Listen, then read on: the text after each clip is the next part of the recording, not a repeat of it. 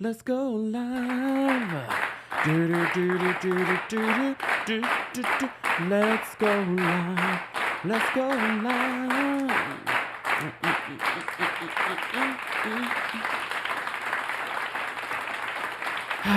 Hey y'all, it's not Tuesday, but we are still doing our Tuesday takeover on a Wednesday. It's okay. It's okay. We may have missed you yesterday. However, we're back today to talk about. Actually, it works out perfect because now I don't have to do a separate VanderPump Rules recap. Oh, and I'm not doing it. I'm not doing it. I watched that damn 50-something minute episode without commercials on Peacock, which tells me the live version was like an hour and 15 minutes. Look, wait, hold on. Fuck your flowers.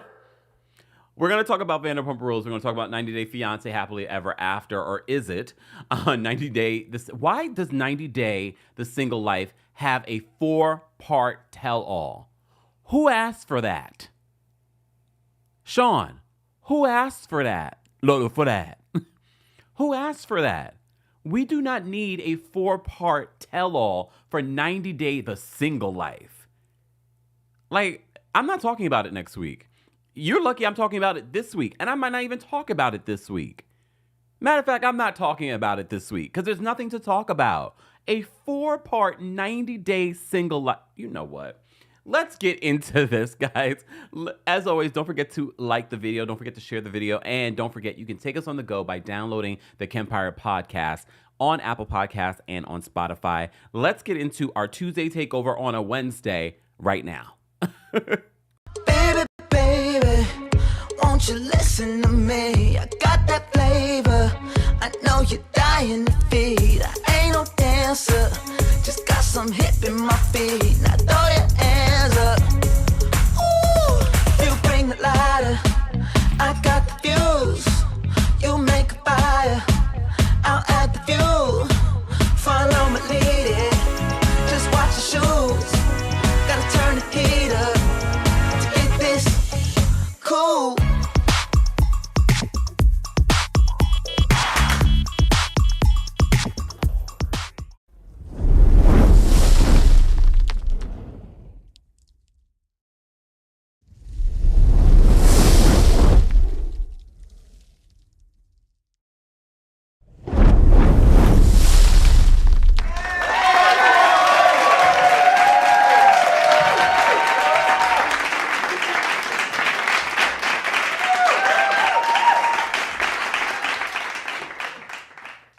Welcome back to the Kempire channel, your number one source for pop culture news and music, entertainment, reality TV, and so much more. This is our Tuesday takeover on a Wednesday.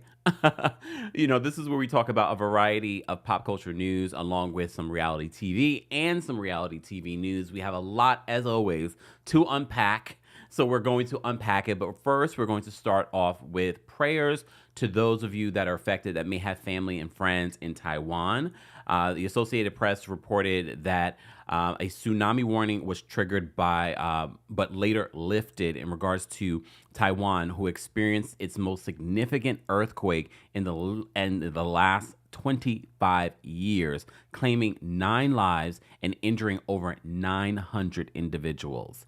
So our prayers to those of you affected by the earthquake in Taiwan. Again, our continued prayers for those of you affected by the bridge collapse in Baltimore.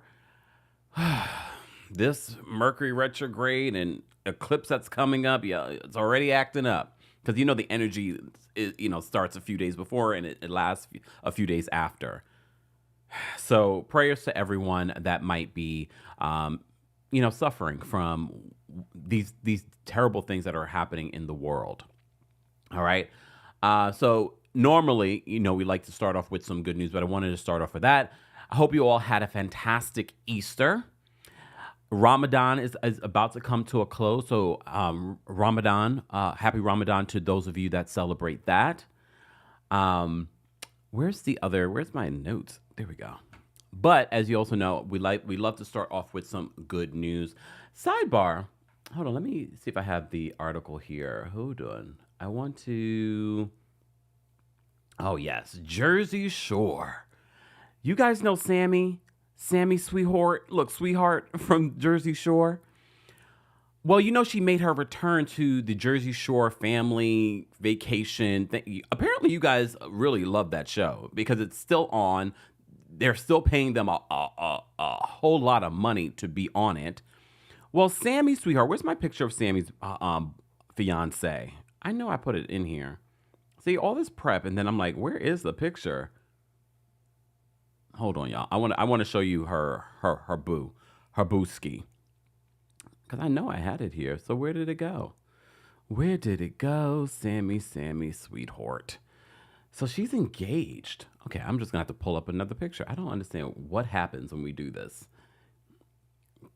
There we go. We'll pull up a picture. I'll bring up the picture so you guys can, because I think it's important to see, you know, Sammy has moved on. As you know, Sammy has suffered, you know, on the show. Part of the reason why she didn't return to the show was that ex of hers. But Sammy is doing well for herself. Hold on, you need to see the ring. Let's show you the ring.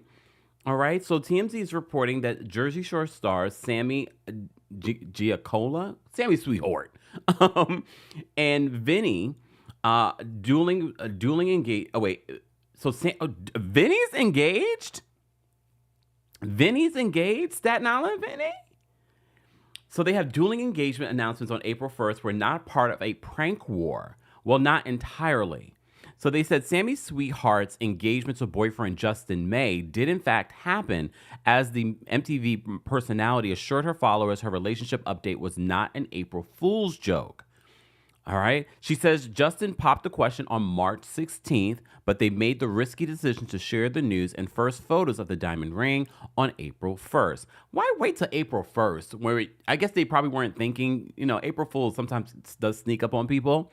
And April always sneaks up on us because March just flew by. So Sammy Sweetheart, is engaged. And cute guy. Her co-stars offered some sincere reactions, including JWoww, Mike the Situation, Angelina, and DJ Pauly, as you know, all share their congratulations in the comments section. Sweet. I'm happy for her. She's been through a lot with that other man. And we didn't think that she was going to come back to the show because of that other man. But now she's back on the Jersey Shore. Are you guys watching it? Patricia says, I thought apparently Vinny's engagement was an April Fool's joke. Is he even dating anyone serious right now? I can never keep up with the Jersey Shore folks. We know a couple of them are married now. A couple of them did some time. Well, not a couple. Well, maybe a couple. I don't know. I just remember Mike the Situation did some criminal, time. Okay. But congratulations. I thought that was some really good news to share. I mean, it doesn't come close to these two that are in love. How are you guys doing? Doing okay? In love. Okay, we're doing that was great. my answer. Yeah. We're doing good. Great. That's good. Thanks for asking. Oh, God. I am not taking that out of my system here because I'm going to keep playing it because I think it's the most hilarious thing in regards to Jonathan Majors. So congratulations to Sammy Sweetheart. Look, Sweetheart. All right. Who else I want to say congratulations to? Let me look at my notes. So congratulations to Sammy Sweetheart. Sidebar. I did see an update from TMZ in regards to Jonathan Majors. Let me see if I can pull that up while we're here. Oh, wait. Damn. Chance the Rapper. I just see this is breaking news. Chance the Rapper and his wife are breaking up. Remember when he was dancing? He was in Trinidad having a good old time. And people thought, oh, something's wrong in paradise. Well, that was a long time ago at this point. But let me just bring up a photo of them because this is breaking news. Lord have mercy. Did not expect to talk about this. But as I was trying to go find another story, this story was there.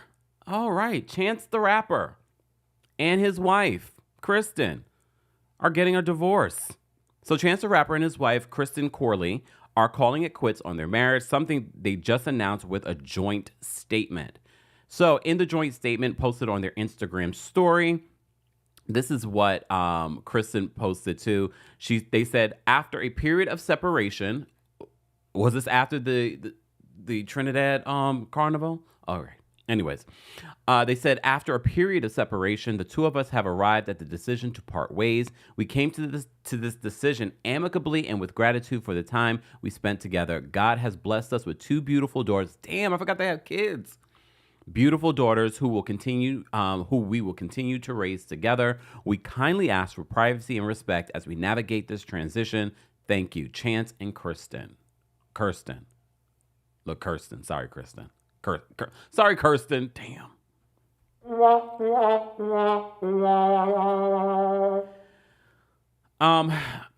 I know people have such a visceral reaction when celebrities ask for privacy.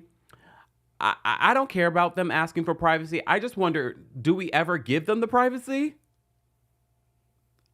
So Chance and Kirsten are separated. Well, they've been separated, and apparently now they've made the final decision to file for divorce.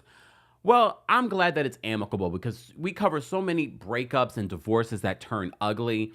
Hopefully this won't. I just don't see that with Chance the Rapper. His career has really been sort of like pretty clean.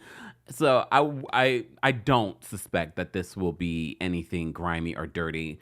But I've said that before, and then...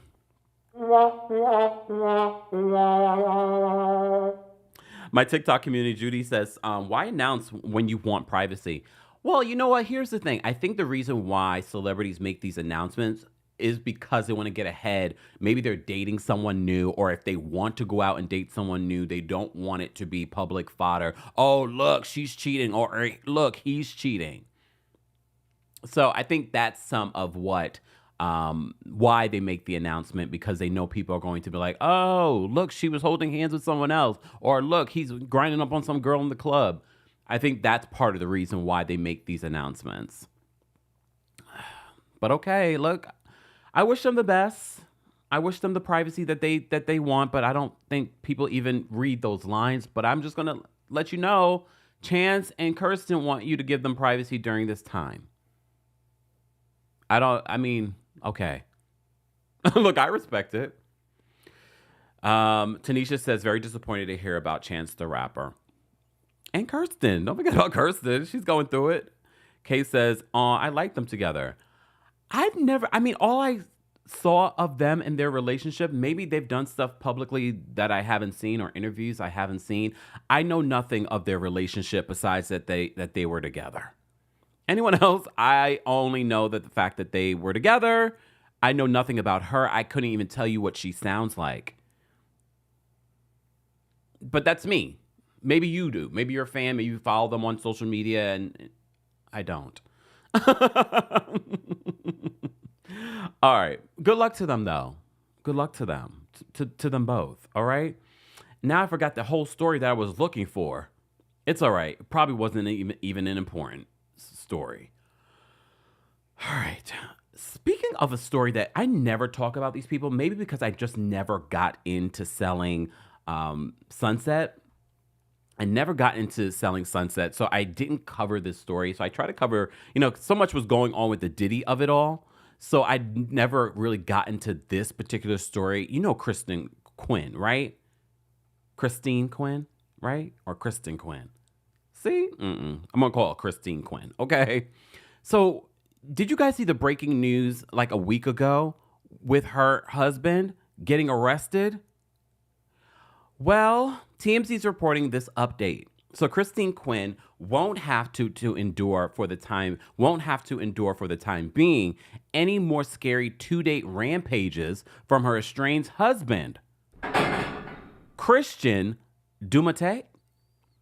A judge signed off on Christine's request for a temporary restraining order, booting Christian from the LA home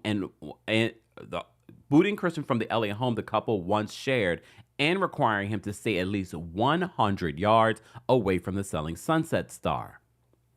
So Christian, Lord, this is going to be a hell of a report between the Christian and the Kristen. Christian also must steer clear of the couple's 2-year-old son and their not the dogs. You got to stay away from the dogs too, y'all. And their 2 Yorkshire Terriers, Bubby and Teddy. That's got to be something serious, sir, for them to say stay away from the dogs. Only Christine, their son, and doggies can live on the property for now. but Christian is allowed to have brief contact with Christine to discuss court-mandated child visitation. And that's not all. Christian must not... Wait a second. TMZ, what are you saying here? And that's not all. Christian must not stalk, threaten, or assault Christine and others protected under the temporary order. I think that goes without saying, but I guess you have to say it when you're this man. All right? There is a photo of him from his arrest back in March, and he's in his bathrobe and barefoot.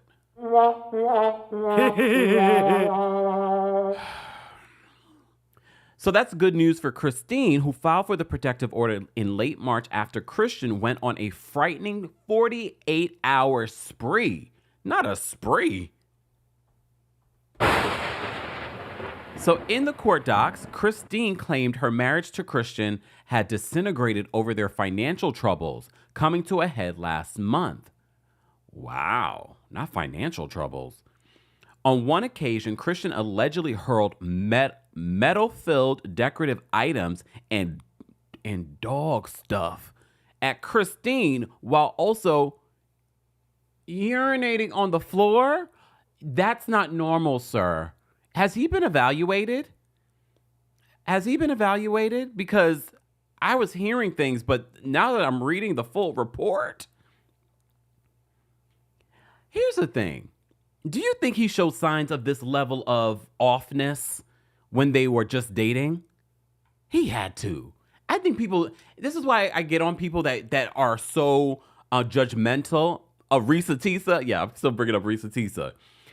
Because I said this during the Risa Tisa situation because people made it seem as if this was so brand new and you had to have a big back or not be the most pleasant looking person in order to miss red flags. I.e., Christine Quinn and this man. I'm not saying that we don't know if she missed any red flags, but I'm thinking if he's doing all of this, hanging on the floor, a 48-hour rampage, throwing dog stuff, and didn't he do something to the kid? Allegedly. So that's when Christine realized she needed to call it quits, according to TMZ, with Christian and get away from him for good. The next day, as Christine was packing her things, Christian allegedly tossed a bag full of glass recyclables at her, but he missed and hit their son instead, making the youngster cry. That's a baby. So after Christine called the cops, Christian was arrested for assault with a deadly weapon.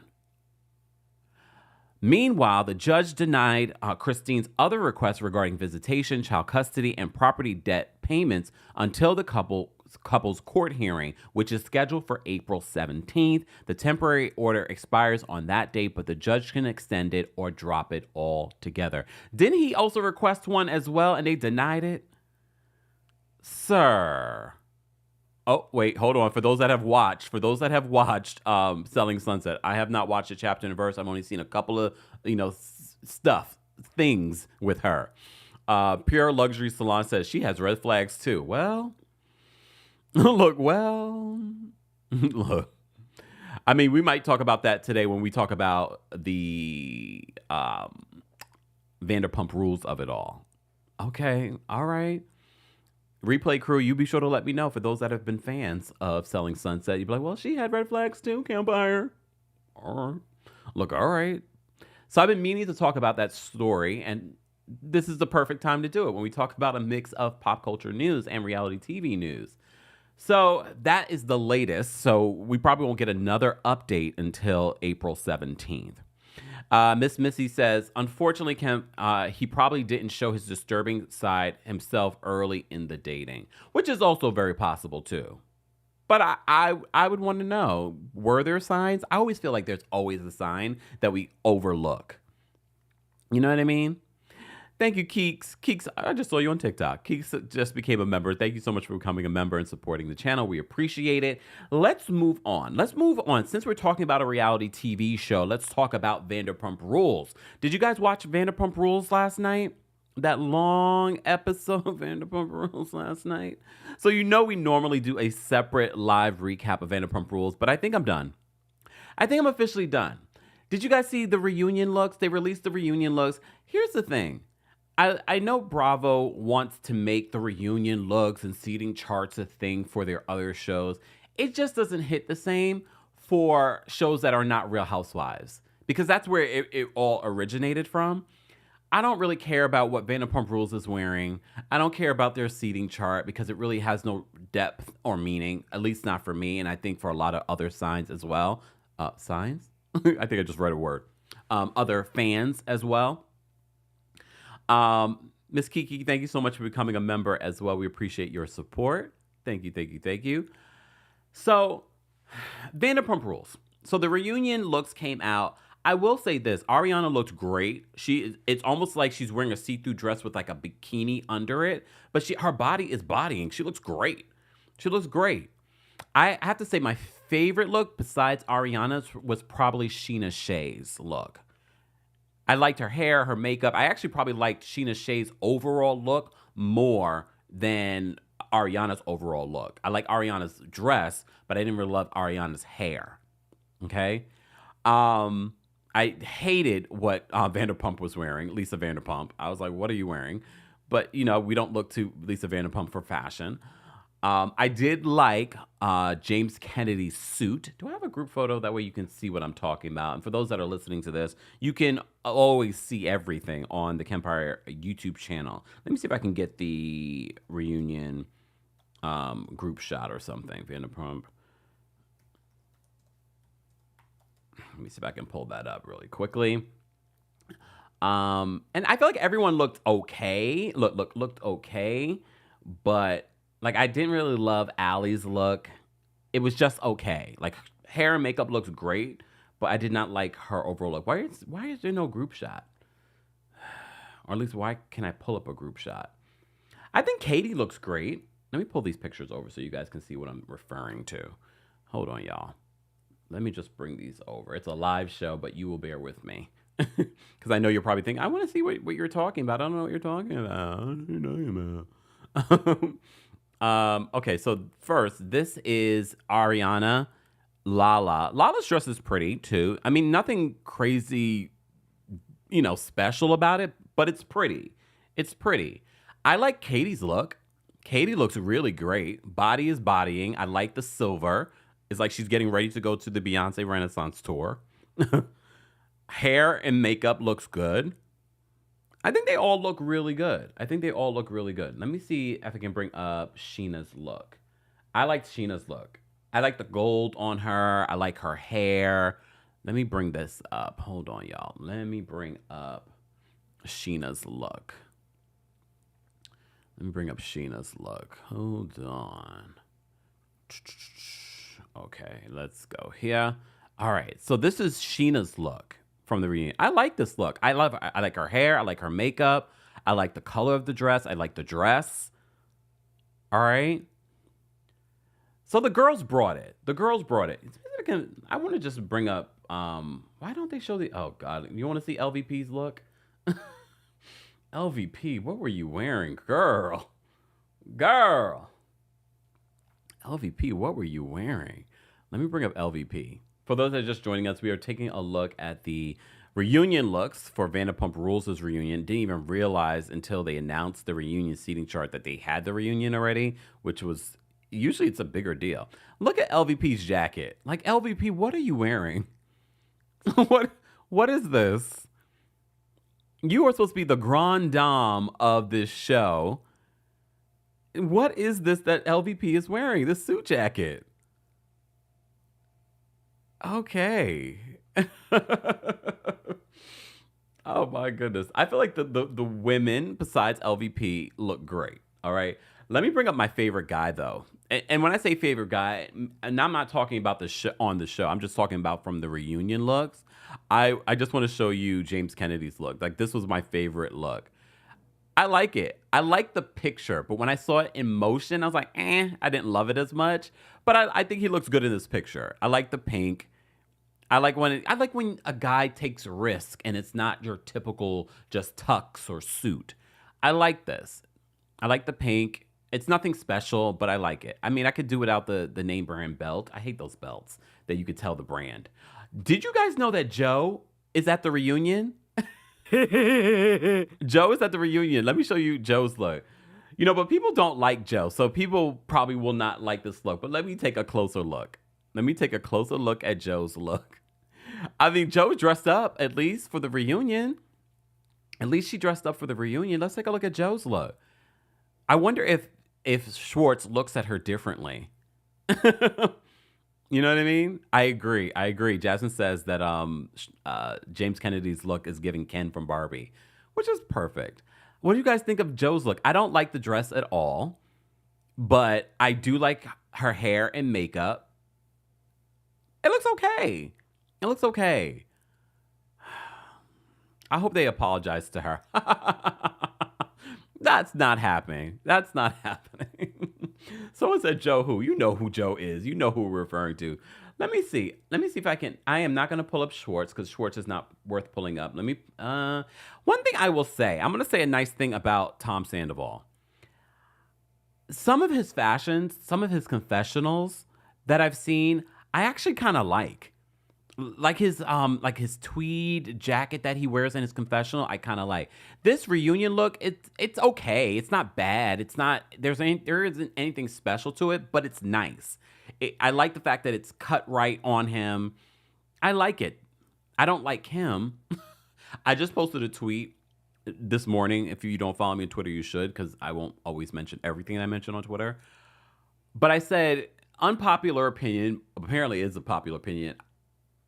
I think both Tom Sandoval and Ariana Madix are both unlikable. I mean, it doesn't help that they're both cancers. Shout out to all the Virgos. I said something nice about you on X as well. That gained a lot of traction. All right. There's nothing special about this look, but I like that he chose color. I think it looks good on him. Okay, that's enough nice things to say about Tom Sandoval. That's enough nice things for me to say about Tom Sandoval. I'm not going to say anything else nice about Tom Sandoval, all right? Don't ask for me to say anything nice about Tom Sandoval, please. Please.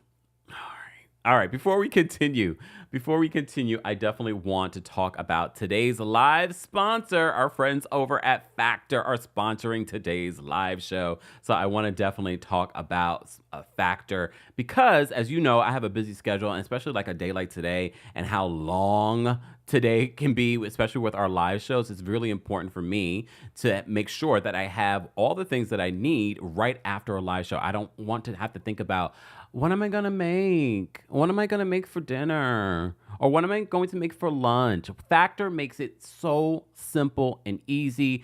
Eat stress-free this spring with Factor's delicious, ready-to-eat meals. Every fresh, never frozen meal is chef-crafted, dietitian-approved, and ready to eat in just, 2 minutes. I even had a couple of my friends try it as well because I like to kind of gauge. Like, I could be very particular about my food. They enjoyed it as well. And it's quick and it's easy. And I've tried so many different meals, meals that you just sort of pop in and it's supposed to be ready to eat and it's done, that aren't great. And one thing I can say about Factor, it's been good. It's been quality, and it doesn't have that sort of like icky taste after you warm it up. All right. So as I said before, you can get chef-prepared meals on the table in 2 minutes with Factor's ready-to-eat meals.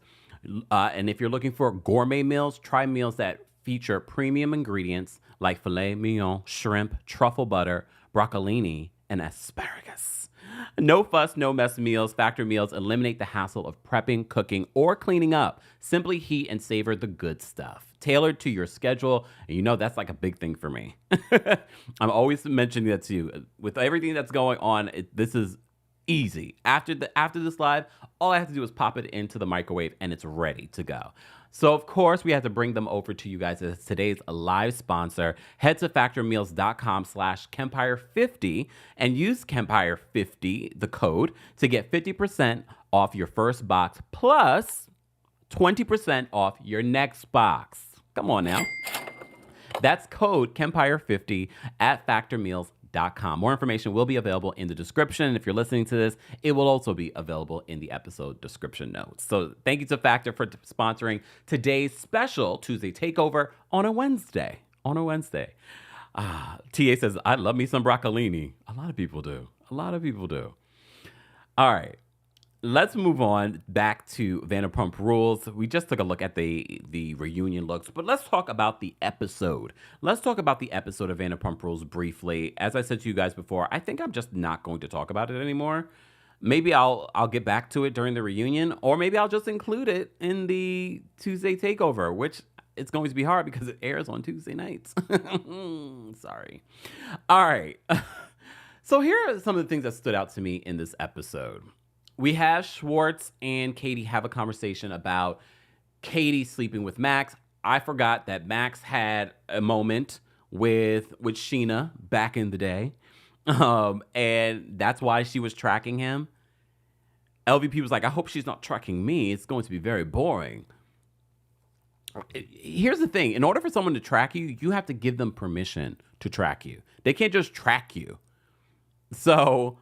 And apparently, remember we were concerned, so if Sheena was tracking all these people, like 56 people Sheena is tracking, was she tracking Tom Sandoval and Raquel? Apparently she was tracking Raquel, and then all of a sudden Raquel turned it off.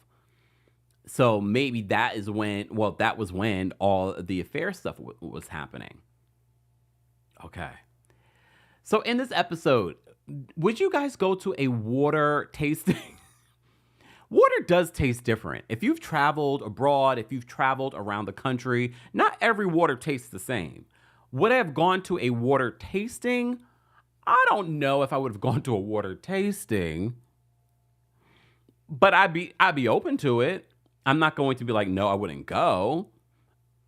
I mean, I'd be open to it, but I get why people might be bored, especially if you're an alcohol drinker. But some of them did notice a difference. Katie's like, I don't notice a difference. Okay. And then there was one bottle that was the only one that's available in the US, and they were opening it and they were drinking it. It was giving that they just wanted to have a moment and a scene. And why didn't we host this at your place, Lala? Because Lala's in an apartment building, right? So, okay, that makes sense. Look, that makes sense then. Okay. All right. Here's the thing. You know Anne, formerly Tom Sandoval's assistant. I said this before during my recap of Vanderpump Rules, and I'm going to say it again. I feel like, you know, a lot of people love to act as if being a fan of the show is a terrible thing. I don't think it's a terrible thing. I think it's a terrible thing, though, if you're trying to employ them as your assistant. I'm not going to, like, Anne's got confessionals this season. Just let me know that the season is a wash and you have nothing. Because everybody named Mama has a confessional. Joe has a confessional, but I understand Joe getting a confessional. But now the assistant has a confessional? What? What? But at the same time, I don't care if she has a confessional. I don't care if she's a fan. What I care about is now it looks as if Ariana is trying to hire Anne as her assistant. Tom overhears this, and now he sort of has Anne in a sort of like gray area in regards to her employment. Oh no, she'd be fired on the spot for me. She'd be fired on the spot. And Anne, I'm sure you're a very sweet woman. However, you're not going to be my assistant, because to me it shows a lack of confidentiality. And I know she hasn't shared anything in regards to Tom's stuff, but I just can't trust you. I can't trust you. You're over here trying to get another job from my ex. It's just weird. It's weird. I don't like it. I also think Anne gives me weird vibes. Anyone else? Anne gives me weird vibes. No. I just I don't like that behavior. And look, it has nothing to do with Ariana. It has nothing to do with Tom. It more so has to do with Anne making that decision. I look at you with the side eye. And I wouldn't be surprised if Anne is breaking confidentiality things when it comes to, what she tells Ariana about her time with Tom. But I'm sure she signed an NDA.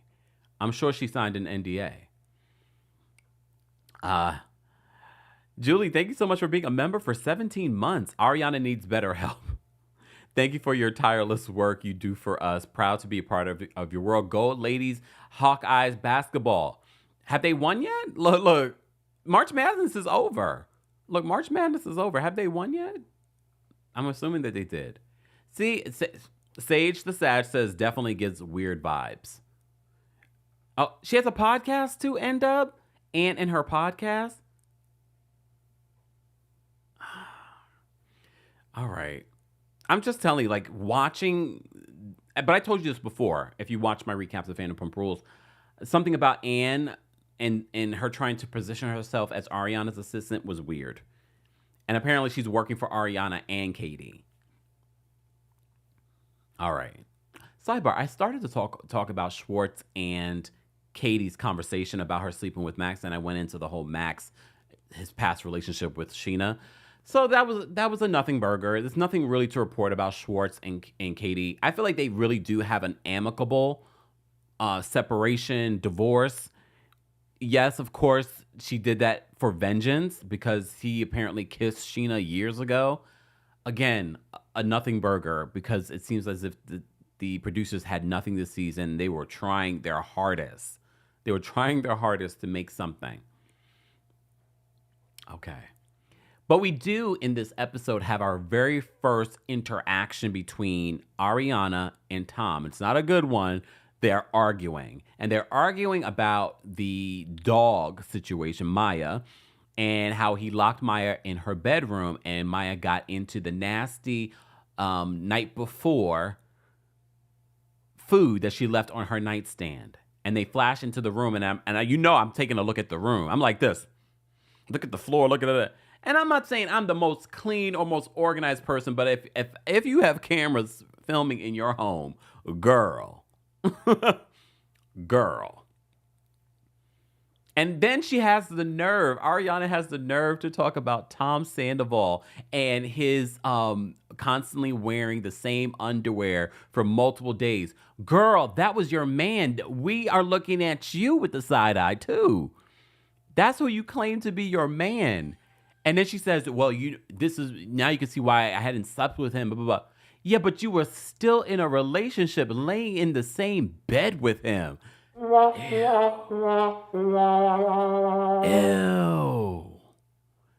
That is gross. Look, that is gross. Right? But I'm looking at you, Ariana, with the side. I've been since the top of the season when they showed your room, and I said, what in the hoarder's paradise? And then she's talking about how dirty he is.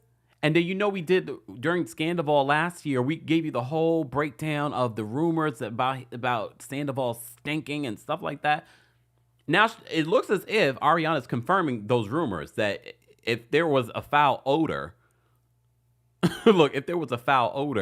it's because he's wearing clothes multiple times without washing them. Ew. But I'm looking at you with the side eye. You laid your head next to that person and that funk. Ew. Gross. Look gross. So Ariana and Tom have their very first fight this season, and it's an all-out war.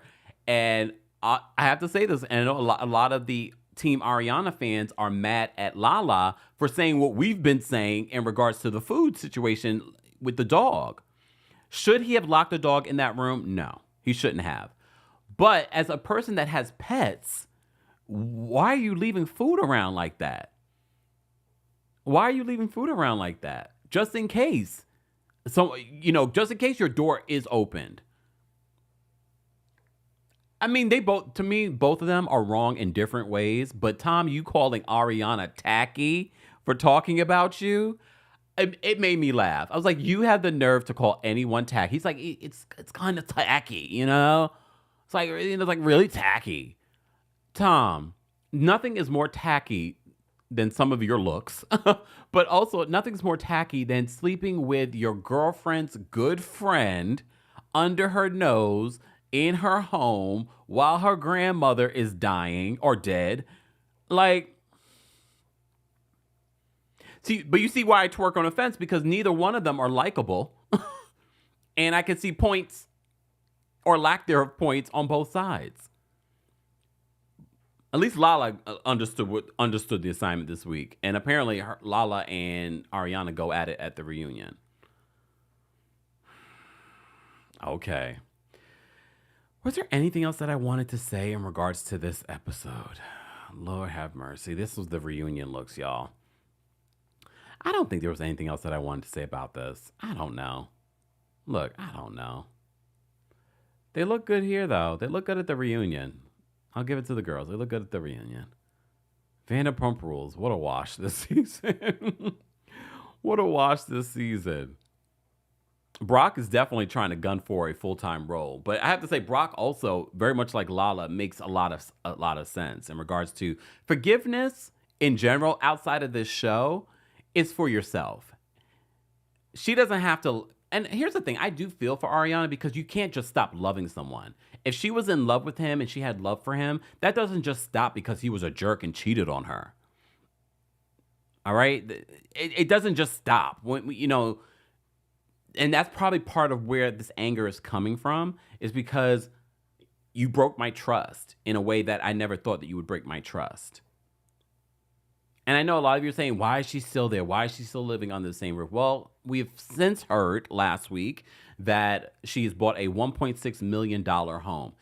Questions. Look. Here's a question. Should you be buying a $1.6 million home when you literally were just talking about money issues in the last year? I don't know. I feel like that's a big expense to take on. And I know she's gotten a lot of sponsorships and things like that recently. But can I be honest with you and straightforward? But I've said this before. Ariana's, you know, she's likable in the early years, she was somewhat likable, but she was never great reality television.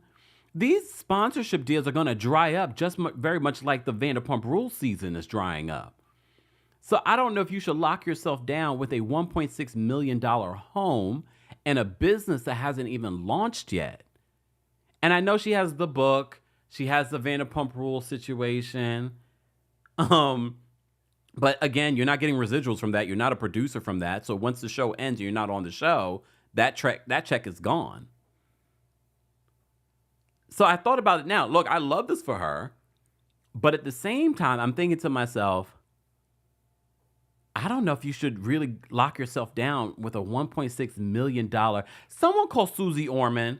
I've got questions. Susie, because Susie would be able to break it down better for us. And I think Susie probably would agree with me. What do you think? What do you think? I don't think Susie would do that. Susie's still wearing the same earrings for the last 50 years. I don't know if I agree with that either. Kel says, Ariana has never been likable. I mean, okay, I think part of the reason why she was considered likable was because it was like watching paint dry. No one really cared. So that's why I don't think she was likable, and I also don't think she was considered unlikable. You know what I mean? I think people just didn't care. It was like flat. Not flat. You get what I'm saying. Okay, Des says, but if you think about it, if you have a 30-year mortgage, your salary doesn't have to be that much, like maybe $400,000. But that's the thing. Some of the things that she has right now aren't long-term. I know she just got the job to host Love Island. Again, that could be a contract for one season. How much is that paying? Hey, Cassandra, I feel like I haven't seen your picture in so long. Cassandra says, Susie would say no. I don't know. I mean, it is property. It's not like she's renting. I mean, look, I hope she can afford it. And we were celebrating it last week. But now that I'm thinking about it, I'm like, I don't know. Shirsta says, Ariana is vanilla, plain. Heather says, Susie, come through with the financial and retirement advice, right? We love us some Susie Orman. I don't know. You guys will let me know your thoughts on this. Let's move on from Vanderpump Rules because I don't think there's anything more that I want to say. Yes, they went to the beach Yes, Ariana and Tom got into it again in this episode. They got into it twice. But at this point, I don't even know how I feel about this property thing. What I did like, though, and this is actually something that we all can take a note from when moving in with someone. First of all, you should assess who bought what. But if you don't want to think about that, and you don't want to, very much like a prenup, a lot of people don't want to think about the end of a relationship. But especially if you're not with that person, if you had an interior designer design it, they're keeping a tally of who bought what. Unless you all buy it with the same account. But just, this is something to think about. I know you don't want to think about the end of your relationship, but if you're going to share a home with someone, these things are possibilities, especially if you're not married to them. I thought it was brilliant when Ariana came through with the interior designer and they were going through everything that she bought, he bought. I was like, oh, so that was a good way of trying to figure out who owns what and things like that. So, oh, Janelle says, Anne is fine. She's working on a network TV show. She works with an old acquaintance of mine. She makes more money from the show than she ever did as Tom's assistant. Wow, ain't that some tea? Thanks, Janelle. She's still weird to me. To me, it's not even about Anne and her being fine in regards to work. But this proves to me what I was just saying about Anne. I think Anne just wants to be on this show.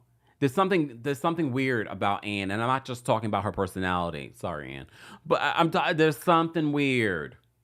Like, like you're not getting the keys to my house kind of thing. Hey, Miss Esquire. Miss Esquire says, if you're going to buy property with someone you are not married to, you need more than your name on the deed. Draw up a separation agreement. Thank you. We got some nice legal advice. Okay, no, technically no. Don't take legal advice. But I think that's a good, important detail. Robin, thank you so much for the super chat. Robin says, have you seen or have thoughts on VPR? Oh, we already did this, but thank you, Robin.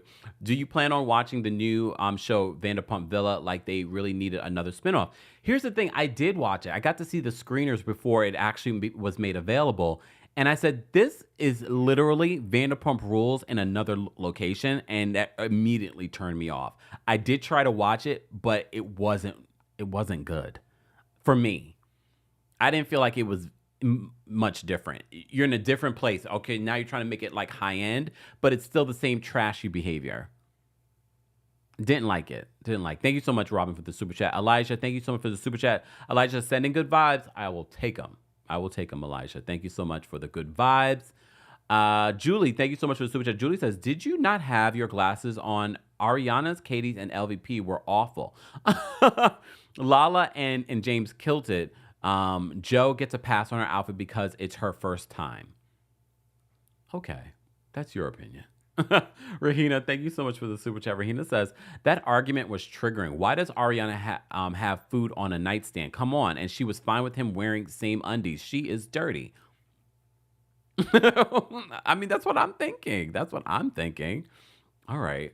Let me get to some other stuff because we do have a lot more to cover in regards to our Tuesday takeover here on a Wednesday. Let me move on to another show, and then we will get into some more hot topics because I got to talk about Beyonce, got to talk about Diddy, got to talk about Pharrell in this lawsuit. All right. Let's talk about, and I'm not talking about 90 Days of Single Life. I've decided I'm not going to talk about it. Why waste my time or energy? We're not going to talk about it. We will talk about 90 Day Fiancé Happily Ever After, and I'm only going to talk about a couple of people. I'm just going to point out the people I'm not going to talk about. Ashley, I don't care about you, Emmanuel, buying a motorcycle. I don't care about you giving him a spiritual bath. You knew what you signed up for. I don't care. I don't care anymore. This is such a terrible season already because of the people that they're focusing on. I actually have a visceral reaction to now every time Jasmine starts crying. Go back, rewind the tape.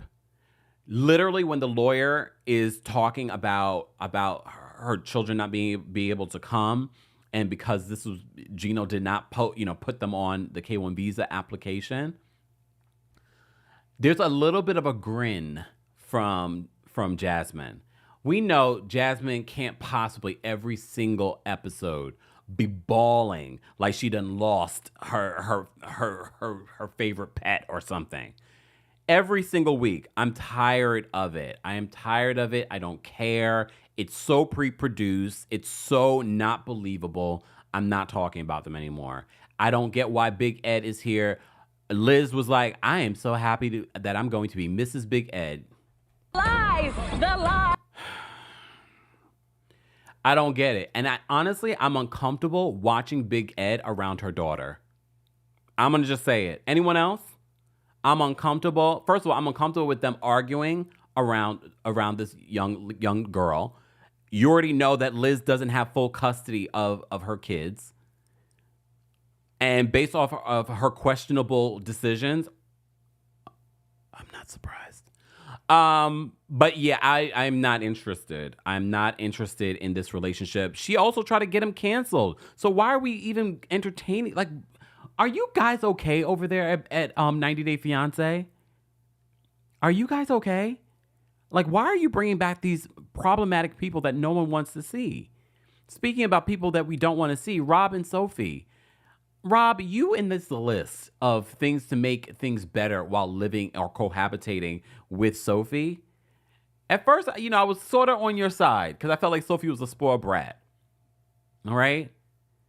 But you putting roses that you stole from someone's bush off the side of the road, we could have done without that story.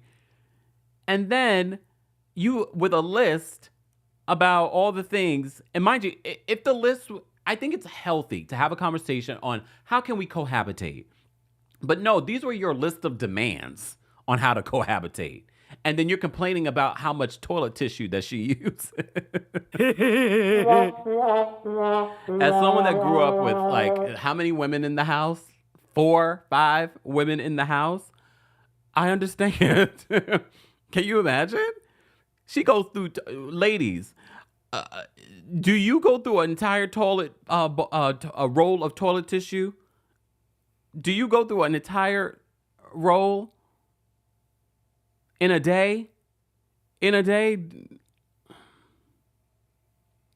I mean, that does seem excessive.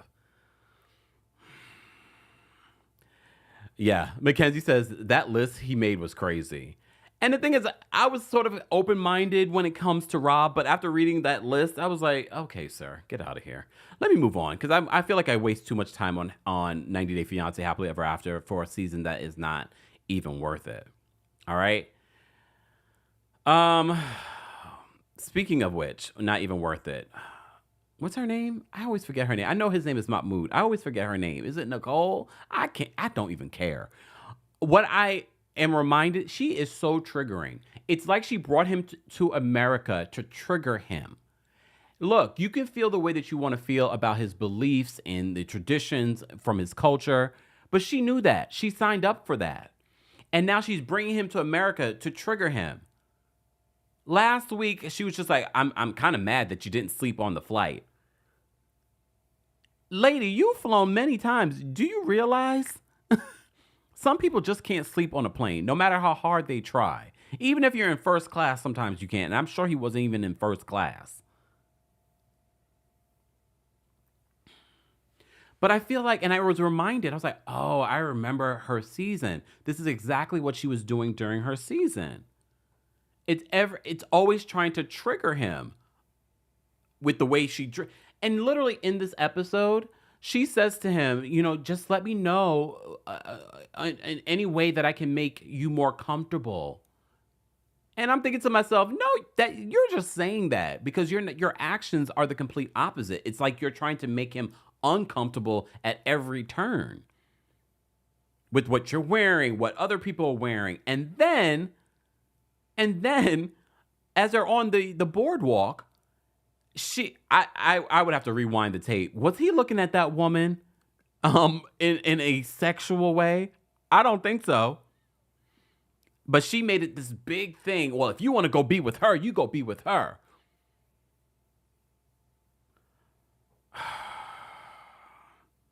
This is a good point. Shirsta says, even if he slept, travel is exhausting. Leave him alone. Look, the French lady says, I travel a lot and never sleep on a flight. I really try, depending on where I'm coming from, just to help avoid jet lag. I will try to sleep on a flight. But there's certain places I can't think of right now because I have to rewind time. I'll try to stay up. Like when you're going to like Europe or something and it's daytime there and it's nighttime here, I try to stay up during the flight because you want to kind of adjust yourself to the time. But I just feel like this is something pre-produced by producers and they're encouraging her to be this way with him for television's sake. No, it's very ignorant, her behavior. It's actually disgusting to watch. And I'm not saying that he's perfect. He's not perfect. But her overreaction, you're looking at her. I know how he looks at people and what that means. No, you don't. Look, no, you don't. Oh, is it true? I don't know. I heard they are cutting out Angela and Michael. I hope it's true. I guess we'll have to wait and see. I mean, Angela and Michael were supposed to be a part of this season of 90 Day Fiancé Happily Ever After. Again, I'm surprised they keep bringing Angela back. I'm surprised they even brought Big Ed and Liz back. Honestly, at this point, like I said before, they're lucky I'm even talking about it. I'm not going to talk about 90 Days of Single Life and the third part of their reunion. And now a fourth part's coming out next week. Nope, I'm not talking about it. Unless there's a huge bombshell that comes out in part 4, I'm not talking about it. It's just not worth it. Let's stop wasting our times. All right. Was there anything else that I want to say? Yes, there is. Who else did I want to talk about? Oh, my favorite. Do I not have a picture of them here? Oh my gosh, I'm so mad. Emily and oh my goodness. Emily and why is his name slipping? Like I remembered his name before and I couldn't remember her name. Damn it. You guys will remind me in the chat. I love the fact that we went to Cameroon. And for me, that was the best part of this episode of 90 Day Fiancé. Is the fact that we went to Cameroon. I loved it. I love Kobe. Thank you so much, Sister on the Move. Kobe. I love the fact that we went to Cameroon. I'm loving seeing the traditions. I'm loving seeing the family. I'm loving seeing Kobe get really emotional. I loved it. For me, that was my favorite part of 90 Day Fiancé Happily Ever After. Thank you, live chat. We appreciate it. Yes, Kobe. I love that. And now we have a wedding. That's the only reason why I'm going to stay tuned. That's the only reason why I'm going to stay tuned. I can't wait to see this traditional wedding. His father wants to have a traditional wedding because in his eyes and in the eyes of the ancestors, he wants to see this union brought together and blessed by the ancestors.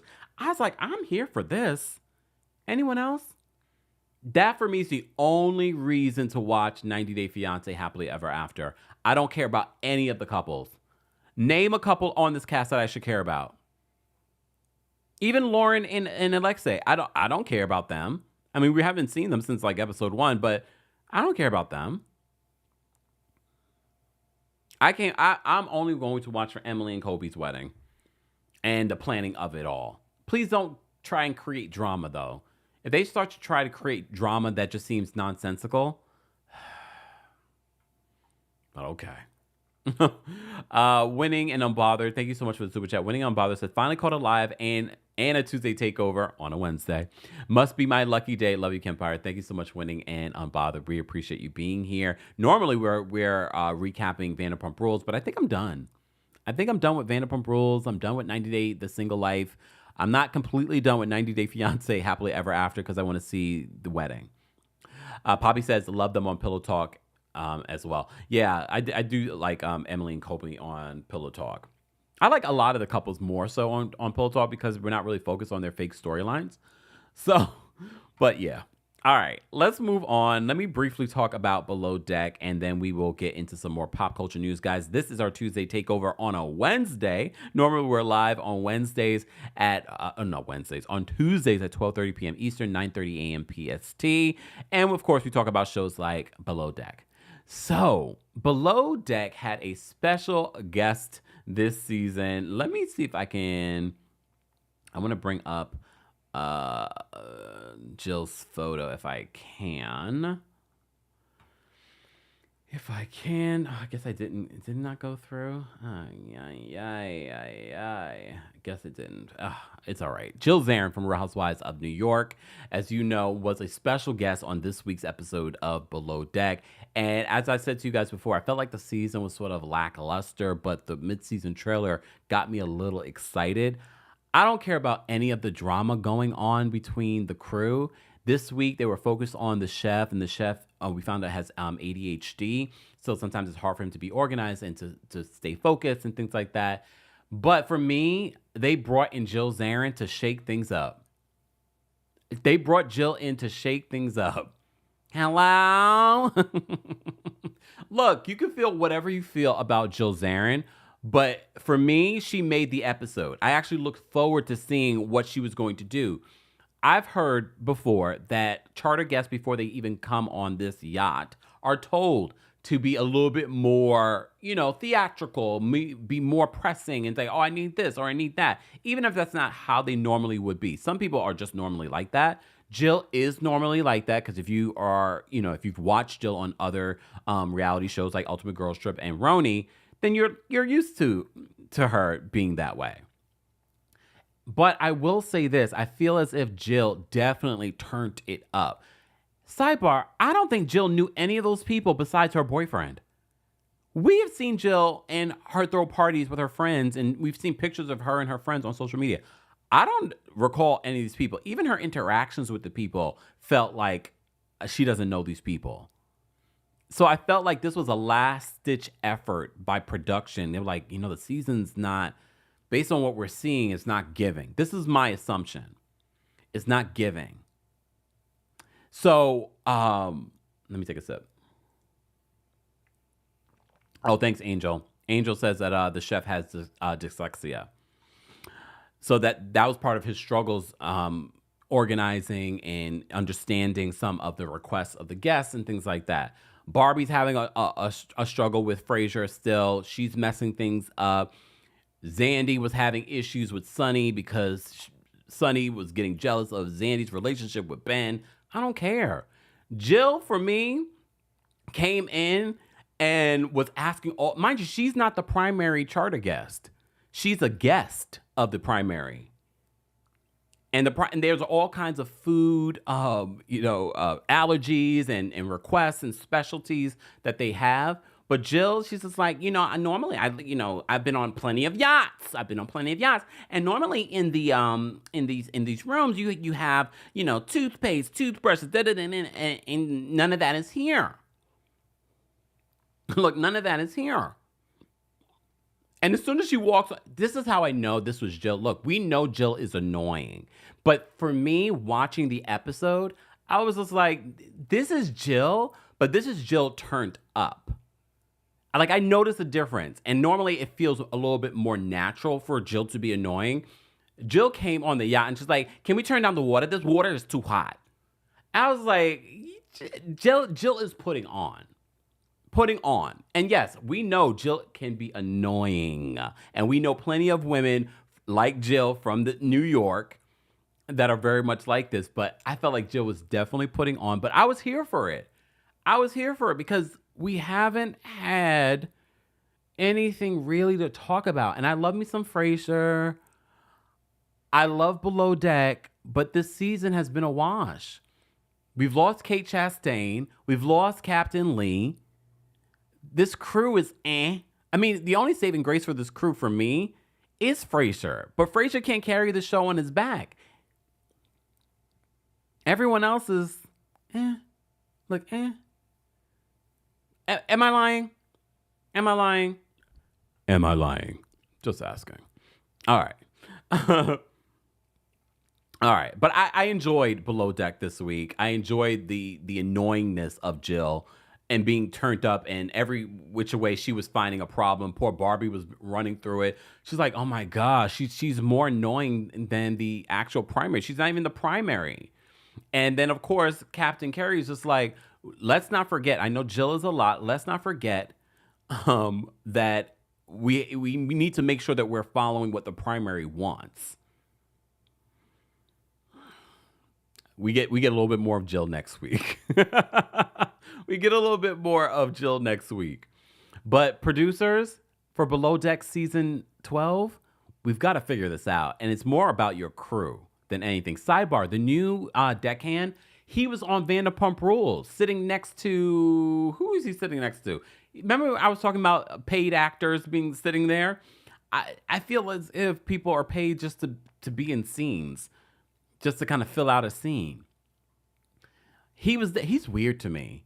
He does, and apparently he's weird to the crew because he's always wanting to, give high fives and things like that. He's interesting.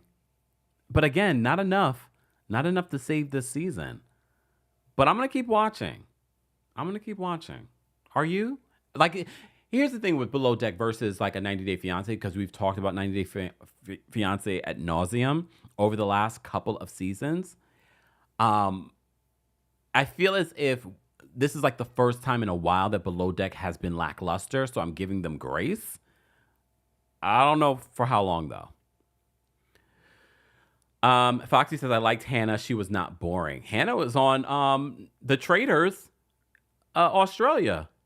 We're going to talk about that in a second. For those that are just joining us, this is our Tuesday takeover on a Wednesday. Normally we're live on Tuesdays. This is where we talk about a variety of hot topics, pop culture news, and of course reality TV and reality TV news. All right. So let's get into some pop culture news because everybody and their mama is talking about Beyonce. Okay. So Beyonce's new album, Cowboy Carter, is out. Have you guys listened to it? I haven't listened to it the way that I listened to Renaissance, but I think eventually I will get to that space. But she has the #1 album in the country, selling and breaking all kinds of records. And it's partially because now she's tapped into the country music part of the charts and audience. And now she's being played on stations that she wasn't played before because now, as she said that she's put out a new album, she said it's not a country album, it's a Beyonce album. And if you listen to it, it is a Beyonce album. There are a lot more country influence throughout the album. She does a remake of Jolene, and she changed the whole perspective of the Jolene lyrics from being very passive to like, no, I'm warning you, Jolene. Don't you mess with my man. So I did find it interesting, though, with Beyonce changing the lyrics, she's not credited as a writer. The only person that's credited as a writer on Jolene is Dolly Parton. Dolly Parton's on the album. She also featured quite a few Black, up-and-coming, and established country artists on this album, notably on Blackbird. I love the song Spaghetti. I thought that was a good one. I like her collab with Miley Cyrus. I think that's a good one. I really love her song Levi Jeans with Post Malone. As soon as I heard it, that was like one of the only songs. And I love the fact that as soon as I heard it, I was like, okay, no, I can see this being a hit instantly. Some of the other songs had to grow on me. I do like the Miley record as well. Who else? We found out at the awards, at the iHeartRadio Music Awards, Beyonce said that, where is my picture with Beyonce and Stevie? Here we go. Beyonce revealed that Stevie Wonder played harmonica on Jolene. Risa says, hold on, where's Risa's? I lost your comment, Risa. Damn it. Anyways, but a lot of people are loving Cowboy Carter. How are you enjoying? How would you rate it from 1 to 10? I think this is stellar. We found out that Beyonce has been working on this album for over 5 years. Over 5 years, she's been working on Cowboy Carter. You can tell. And very much like a Virgo, there are so many little details. If you don't pay attention, you don't even realize it. I've seen so many different little videos of people talking about how she's paying homage to some things from the past when it comes to country music. There's a video with Dolly Parton and Patti LaBelle, and they're playing a harmony with their fingernails. this TikToker says that if you listen to the project, you can also hear that Beyonce is also using her nails throughout the album to make a sound. I was like, really? So, I have to go back and listen.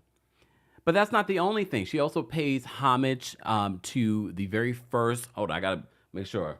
Linda Martell, there we go.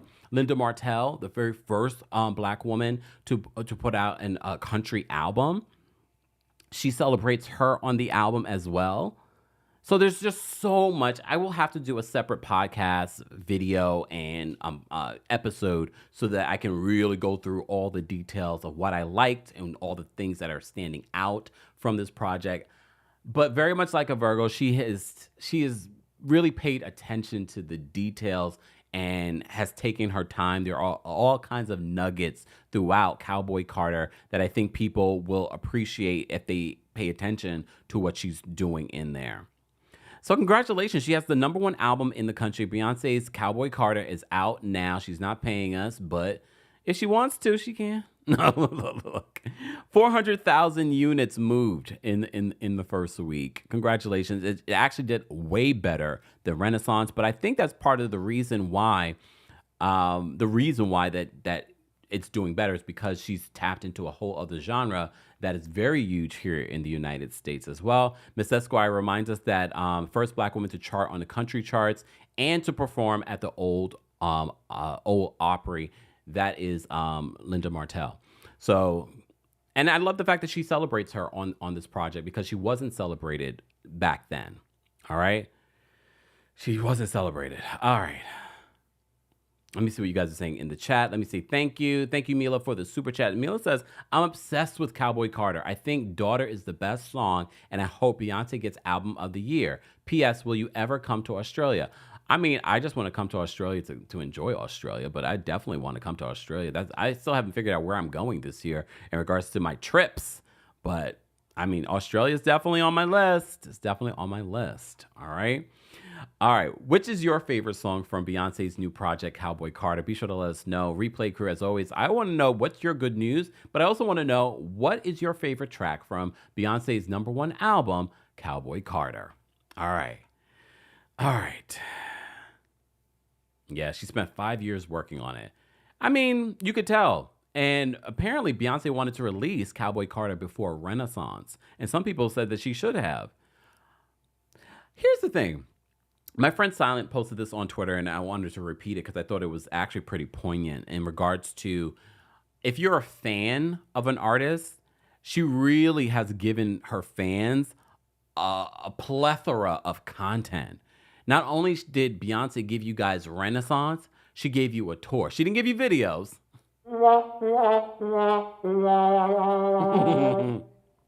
She didn't give you videos, but she gave you an album. She gave you a tour. Now, less than a year later, she's giving you another album, and you know you're going to get a tour. I'm pretty sure. I'm pretty sure you're going to get a tour. Don't quote me on it, but I'm pretty sure you're going to. All right. So, congratulations. Congratulations to the fans, to the Beyonce fans, to the Beehive. Joe, thank you so much for the super chat. Joe says, congrats, B. Speaking of, get excited for Kempire debuting his new single, Scissorin', at his live show in Nashville. Grab your ticket. You know what? Guys, don't forget, the Kempire After Dark experience. Tickets are now on sale for Boston, May 30th. Then we will be in Nashville on July 11th, Atlanta the next day. And then, of course, we will be coming to Seattle. So if you live in Seattle, Portland, or you're in Vancouver, come to our Kempire After Dark live show, August 30th. Ticket information is available in the description. All right. Ooh, Serenity says a video is coming too. Don't hold your breath. But you never know. You never know. And this is probably part of the reason why we didn't get videos for Renaissance. I know she says that we were the visuals. And she also released a documentary. She also released a documentary for the Renaissance. So it will be interesting to see what Beyonce does with Cowboy Carter. The album is doing extremely well. It's doing extremely well. She was at the iHeart Music Awards. She was presented, I think it was the Icon Award. All right, so she was there. Y'all notice that Beyonce's talking a lot in this era? It's all started with that Verizon commercial at the Super Bowl, and now we can't get her to shut up. No, playing, no, playing. No, she's talking a lot more. She's talking a lot more. She's giving speeches and stuff. All right? So congratulations to the fans. I wonder if she's going to do an interview. You think she might do an interview? I just like the fact that she really is meticulous with what she puts out. And it really is an ode to her fans. She's celebrating you guys. So I hope you appreciate it because she might be silent for the next. Who knows? Who knows? Maybe the next era. A lot of people are speculating that Act 3 will be rock music. We shall see. We shall see. The Innovator Award. Thank you so much.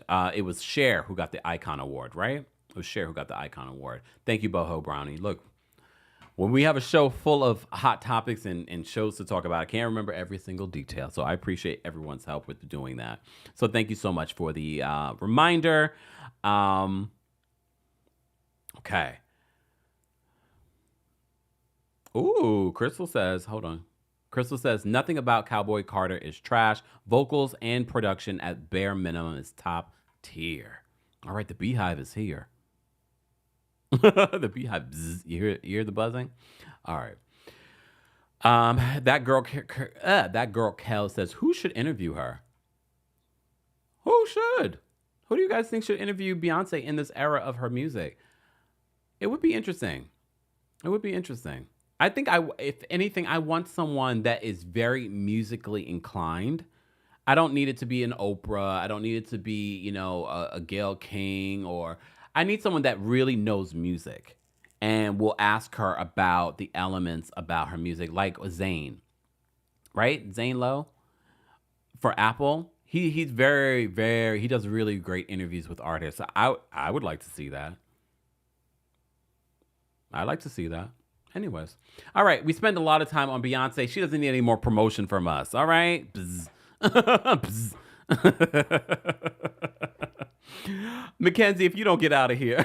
I'm sorry, Mackenzie. Mackenzie says J Hud can interview her. No, J Hud could barely interview on her show. I'm sorry.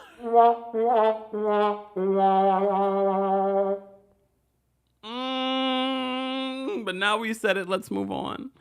All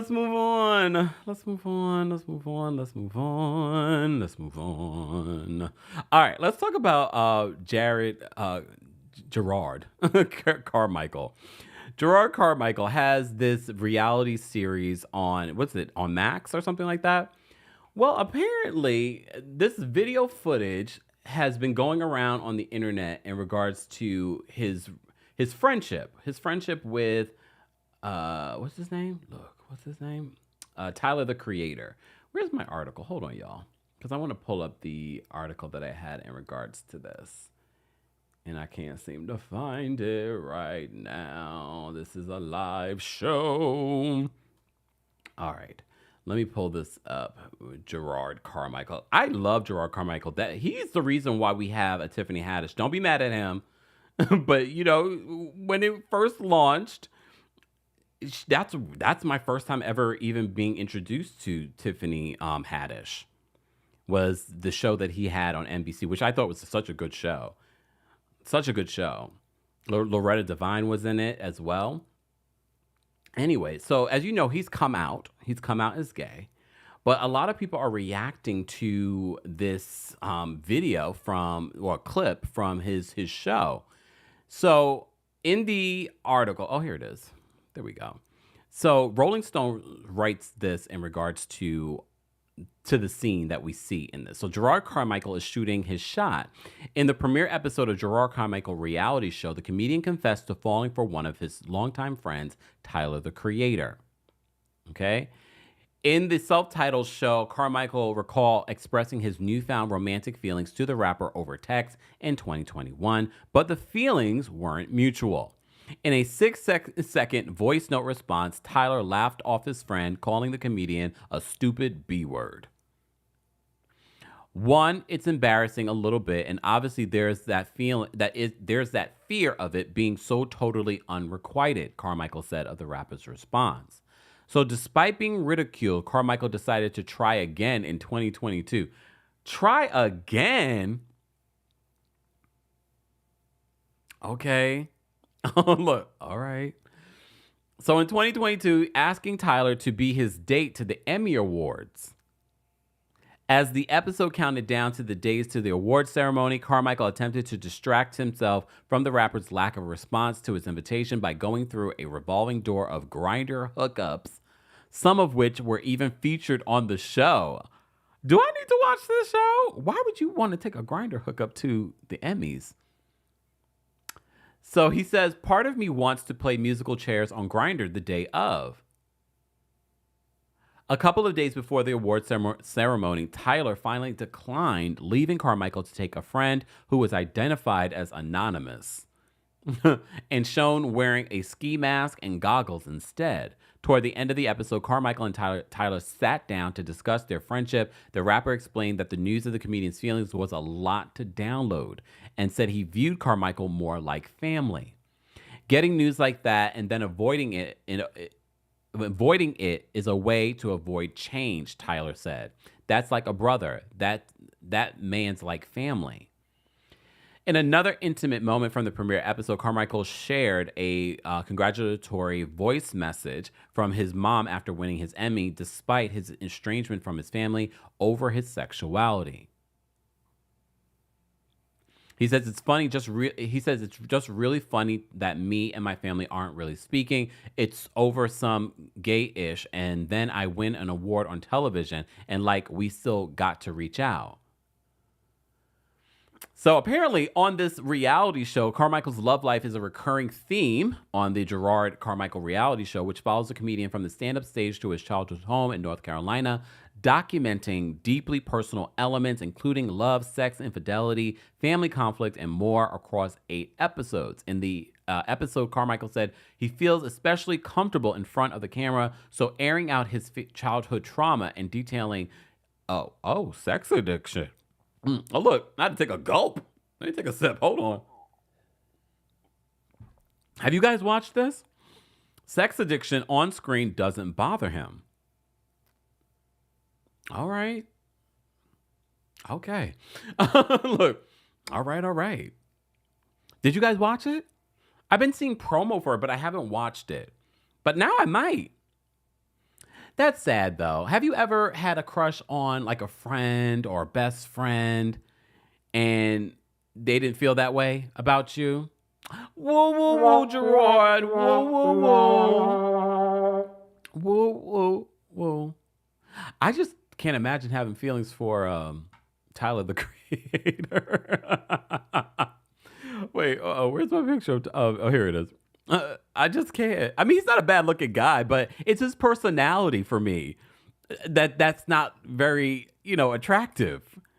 But some people might find that. And again, Jerrod knows a different Tyler, the Creator. I just know him from what we see on in the public.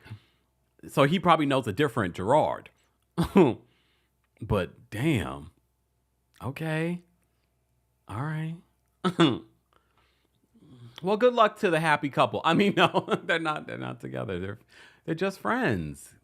Do you think that they could remain friends now? Because it feels as if you didn't take the hint, Jerrod, when he told you he didn't have feelings for you. I mean, he really didn't say it. He kind of was immature about it, but all right, look, it's done. It's over. All right. All right. Speaking of trouble and reality TV trouble, it's been a while since we talked about Kim Zolciak Biermann and Kroy Biermann. So they're back in the news, and of course, it's about her spending. I think it was last week or the week before that we were talking about Kim and her getting slammed by people on social media for getting Botox and filler when she's having money troubles. But we told you, I'm sure she didn't pay for this, but it's just sort of you could be getting influencer pay for other things that could help you pay your bills. Well, TMZ writes this in regards to the ongoing divorce between Corey Bierman and Kim Zolciak. So Corey Bierman's divorce drama with Kim Zolciak is hitting a new rough patch. He claims she's dragging her feet on handing over important financial docs. So now he's simply exposing her alleged spending, himself. So TMZ has obtained Corey's response to Kim's motion to compel handing over her financial docs, and he's suggesting her excuses about protecting the kid's privacy and fears he's leaking confidential information to the media are just smoke screens to keep her spending habits under wraps. So let me just see if I can pull this up so you guys can see some of what he's alleging in these divorce docs. So let me just pull this up here so that we can look at what she's spending on. Hold on. Let me just pull this over here. Let me just pull this right there. Lord. Not that we are completely surprised by any of this. So this is the chart. Bierman versus Bierman. Amount spent for clothing, shoes, purses, etc. during marriage. So 2016, Croy highlights sum of Neiman Marcus. Over $46,000 were spent. Some of Saks Fifth Avenue, $65,000, over $65,000 that she spent. All right, so she didn't spend any money over at the Agent Provocateur or Chanel or Versace that year. But she spent per year, according to him, $112,000. Okay, 2017, she spent $72,000 over at Neiman Marcus. $86,000 at Saks Fifth Avenue. All right. That year she spent like $158,000. Sidebar, he's not even including the gambling allegations against her. You remember the gambling allegations? Also, I don't even know if we can say they're allegations because literally we saw it play out on their reality show. So 2018, she spent $68,000. It got better in 2018. She spent $68,000 at Neiman Marcus. Saks Fifth Avenue, she spent $59,000. For that year, she spent $127,000. She did better, Croy, in 2018. She was frugal in 2018. 2019, $55,000 at Neiman Marcus, $65,000 at Saks Fifth Avenue. 2019 is when she found out about Provocateur, spent $49,000 at Provocateur. She got herself some Chanel, $13,000. She got herself some Versace, $9,000. That year, she spent $192,000. She wanted to make up for what she lost in 2018. Okay? 2020, pandemic. She spent $21,000 at Neiman Marcus. Okay, she did better than the previous years. She was being frugal. Saks Fifth Avenue, she spent $30,000. Provocateur, she didn't spend that much. $10,000 that year. She didn't buy anything at Chanel or Versace. So in 2020, she only spent $61,000. If you take a look at the tally, she gets better. Look, she gets better. All right. 2021, she spent $5,000 at Neiman Marcus, nothing at Saks Fifth Avenue. Maybe they cut her off. Provocateur, she spent $2,000. She didn't buy anything at Chanel or Versace. 2022, she didn't spend anything at Neiman Marcus. I think they cut her off then, to be honest. Saks Fifth Avenue, someone asked, did she spend or did she charge? I think she charged. This is why I think they cut her off. So she couldn't shop at Neiman Marcus in 2022. So in 2022, Provocateur, she spent $1,300 and she didn't buy anything at Chanel or Versace. So the grand total, $662,197.14. Average per year, he says, was what, $94,000 and yeah. So he says, assuming 4-year extrapolation, $378,000 with a total of over $1 million.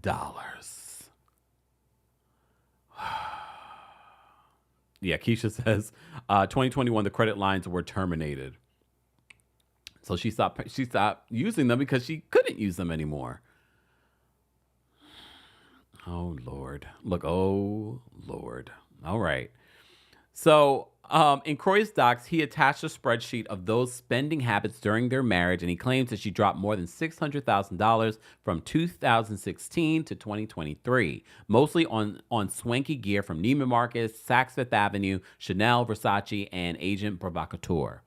Kroy also is alleging that Kim went big on lottery and Bitcoin, dropping a hefty $161,912.87 in 2021, and another $65,966.95 in 2022. He's making it crystal clear Kim's unapologetic spending habits are a major factor in their divorce saga, and he's calling BS on her request for privacy by highlighting her social media updates about everything from vaginal rejuvenation to recent Botox injections, which we talked about last week. So despite his claims, Kim's lavishly spending on pricey procedures, he says she does the exact opposite when it comes to footing household bills. Are they still in that house that they put up for sale? Is the power on? Kroy is also alleging she's stashing cash in her own separate bank account. It's no secret Kim and Kroy's financial woes have been making headlines, from the IRS to the slew of debt collectors. Everyone's knocking on their door demanding what they say is that they are owed. To add insult to injury, Kim and Kroy are stuck in a housing headache as they struggle to sell their property. With the price slashed twice, already plummeting from the initial $6 million listing to $4.5 million, it seems like they're eager to offload the burden.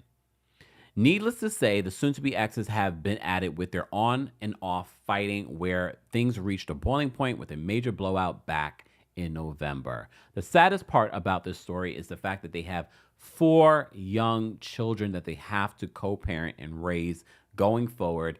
I hope they sell this home, but I think even with the sale of this home, they're going to take a major loss, because at the end of the day, I think they owe a lot more than what they're going to end up getting for this home. I feel for those kids. I feel for the kids. All right, let's move on. Let's talk about Shannen Dougherty. First of all, shout out to Shannen Dougherty, because as you know, Shannen Dougherty has stage 4 cancer. And TMZ reported that she's selling like a lot of her personal items.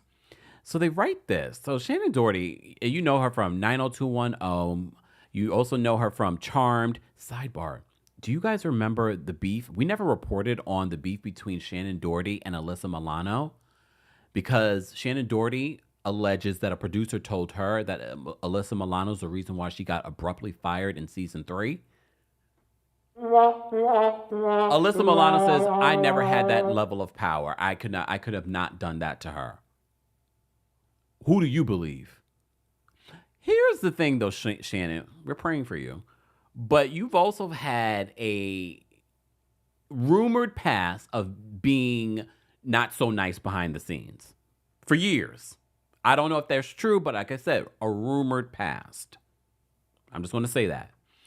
But regardless of any of that, Shannen has had some health struggles over the years. So TMZ reports this in regards to an update. It says Shannen Dougherty firmly believes science can help her defeat cancer, but for her mother's sake, she's still preparing for death by getting rid of her material possessions.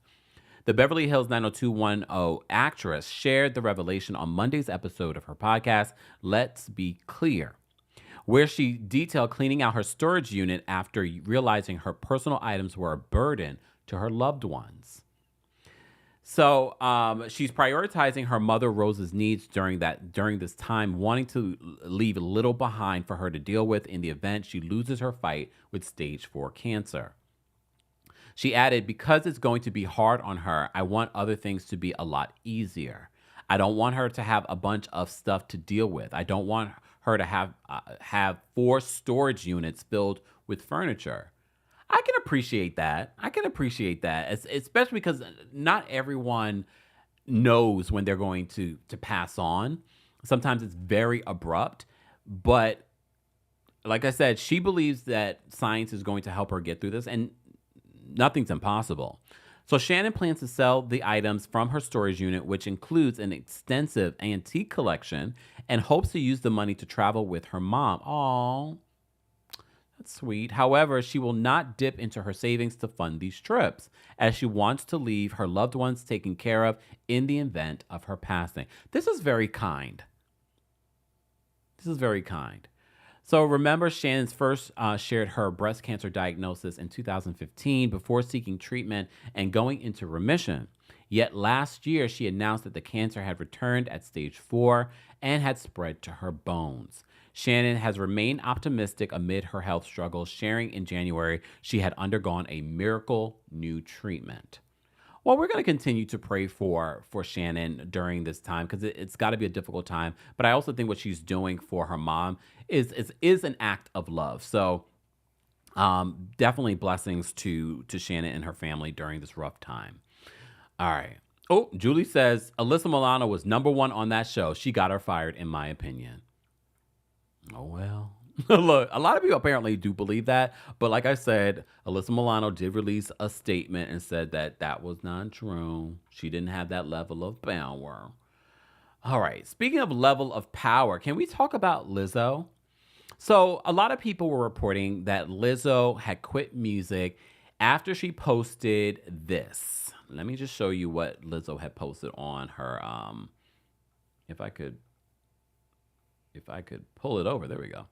All right. So let me just show you what Lizzo posted on her socials. Let me bring this up. So Lizzo, as you know, has been facing this lawsuit accusing her of fat shaming, creating a very hostile work environment. And I guess apparently people have been really dragging her on social media. Like I haven't really covered or talked about Lizzo in a while in regards to this lawsuit.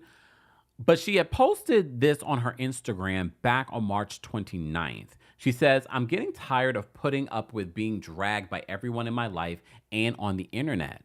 Everyone in your life too are dragging you? That part stood out to me. Okay. She says, "All I want is to make music and make people happy and help the world be a little bit better than how I found it. But I'm starting to feel like the world doesn't want me in it. I'm constantly up against lies being told about me for clout and views, being the butt of the joke every single time because of how I look, my character being picked apart by people who don't know me and disrespecting my name. I didn't sign up for this ish. I quit." Here's the thing. A lot of people were reporting on, oh, Lizzo has quit music. I was like, did people go check on Lizzo? Because to me, the way that she was talking, it sounded like she was out of here. And I was like, people need to go check on Lizzo. Don't worry about her quitting music. This did not sound like a person that was in the right frame of mind. Well, Lizzo's okay. Lizzo is saying that she did not quit music because that's what the report was saying. All right? She says she has not quit music. Let me see what TMZ wrote. They said Lizzo says she isn't quitting the music industry despite her fans assuming she was after last week's message, but rather she's leaving her haters in the past. The singer clarified her alarming remarks that got people worried about her, in which she said that she felt that that people didn't want her around and that folks were constantly dragging her no matter what she did. All right. Well, she says now that she's explaining exactly what she meant, luckily for her fans, Lizzo isn't leaving music behind. On the contrary, she says that she's just quitting negativity. All right. Lizzo says that she's done with feeding into ugly comments about her and responding to them, either in person or online, it seems. And instead, she says that she's just going to focus on the positive aspects of her life, including the love and support she received. They said that there's been an outpouring of people who have checked in on her. Among those who responded to Lizzo amid all of this was Azalea Banks, who gave her what we suppose we can call constructive criticism, owning up to roasting Lizzo when she first came on the scene and breaking down exactly where she was coming from at the time.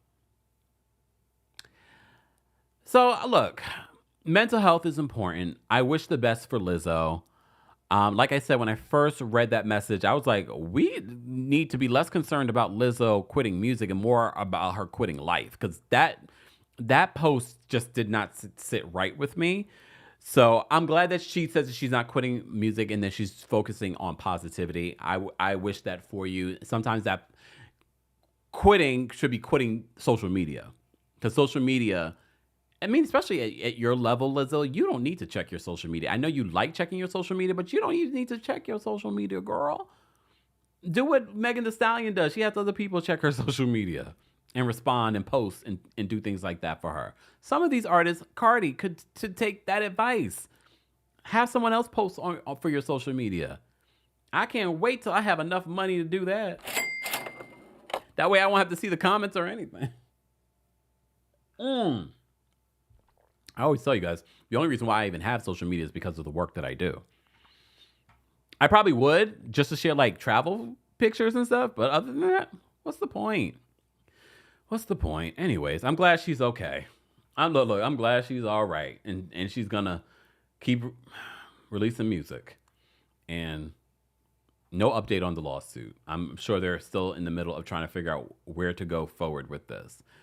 All right, so Lizzo's not quitting music. All right, I'm just closing these things out. Let's talk about the Traitors. Let's talk about the Traitors UK. If you do not want any spoilers, walk away now. I will give you a moment while I read some super chats, because we're going to get into the Traitors UK and we're going to talk about the Traitors Australia. There will be spoilers. All right. Joe, thank you so much for the super chat. Joe says, have you ever experienced falling in love with your friend, but it was not reciprocated, Kempire? Ask me that question in Boston. Or wherever city you might see me in next, okay? Because that's a good question, and maybe I will share the story. Julie, thank you so much for the super chat. Julie says, you know who's been quiet? Nia Long. Anything? Nia's busy working. Nia's been busy working. She's playing Katherine Jackson in the new Michael Jackson movie. So Nia Long has been busy working. No updates. She's getting her child support. Because remember, we found out that man was making like $500,000 a month. All right. All right. I know y'all want me to lean into my sports era, but that's not going to happen. Sunny, thank you so much for the super chat. Sunny says, Lizzo being dragged is because of her own bad behavior. There's consequences to your actions. What a way to get some attention. Okay. All right. Let me get into the Traitors, and then we will get into some more pop culture news. Guys, if you're just joining us, this is our Tuesday takeover on a Wednesday. Okay, normally we're live on Tuesdays at 12:30 p.m. Eastern, 9:30 a.m. PST. Shout out to our King's Guards holding us down in the live chat. Shout out to our channel members. Shout out to those of you that have become members recently. And shout out to those of you that have been members for a long time. Okay? And thank you guys so much for the super chats. We appreciate the support. Okay? All right. Let's talk about Traitors UK. All right. We've been talking about it. But let me tell you something. First of all, based off what we've gotten so far, for those that want to watch the Traitors, it's available on Peacock. They've also included the Traitors New Zealand. I'm going to get into that this weekend, and I will let you know if it's worth it. All right? Stay tuned. I haven't gotten into it yet because I was too busy trying to finish Australia. All right? Australia. Oh. We'll get to it. Spoiler alert. Spoiler alert. So, the Traitors UK, fabulous season. It was a season of just regular people. No one on this show was necessarily famous, but and even if they were, you wouldn't know if you're living here in America. But let me tell you something about Harry. He will go down as probably our best traitor in history. Where's my Harry photo? This young man, 22 years old, bamboozled the best of them all. Even a young woman by the name of Molly, who she wrote his name down and then she erased it and then put Jazz's name down.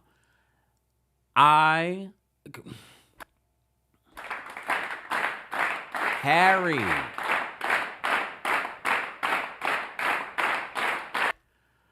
Honestly, though, Sam from Australia, look. Sam from Australia was pretty impressive, but he was a little too overly cocky. The great thing about Harry is that I think for the Jazz, you played this too short. You should have been putting Harry's name out there a lot earlier, and I said that last week. But Harry played this game so well.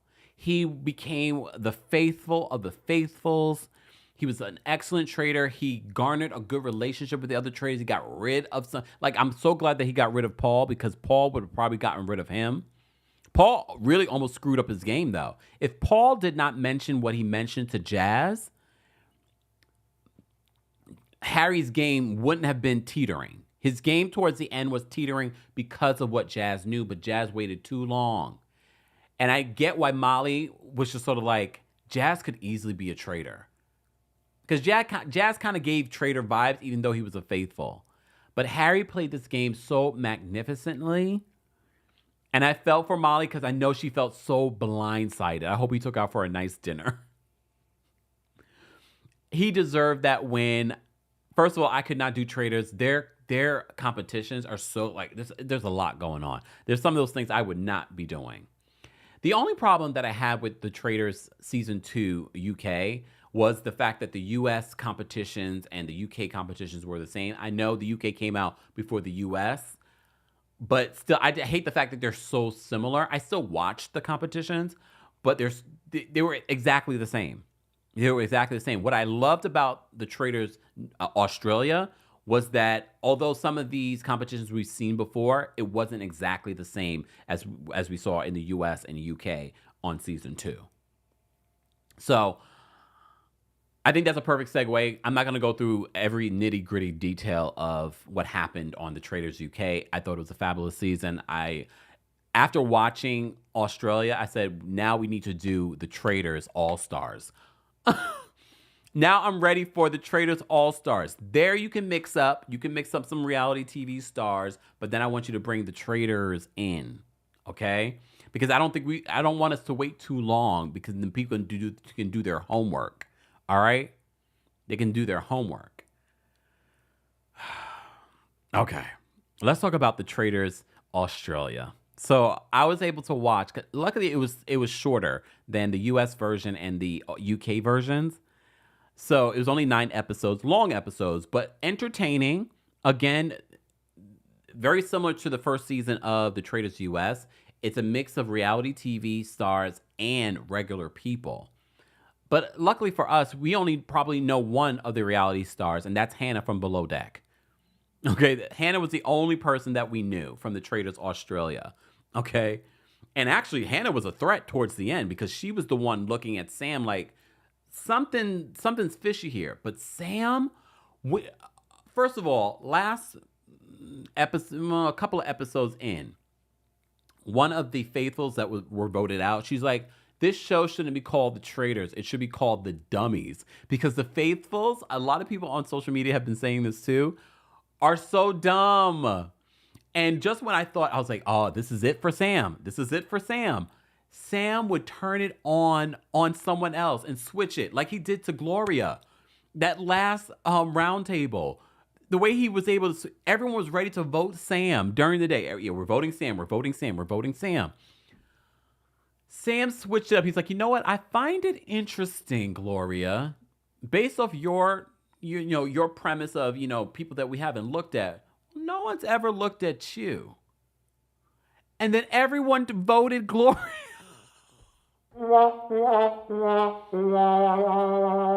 Everyone voted Gloria. And I was like, this really is a season of dummies. And I don't use that word lightly. We're using it facetiously, but are we? Here's the thing with Sam, though. I don't think he was as good as Harry on the Traitors UK. Like, Harry was very stealth. Harry really built relationships. If you really paid attention to Sam, he gave you all kinds of clues. His reactions. He didn't really keep a good poker face.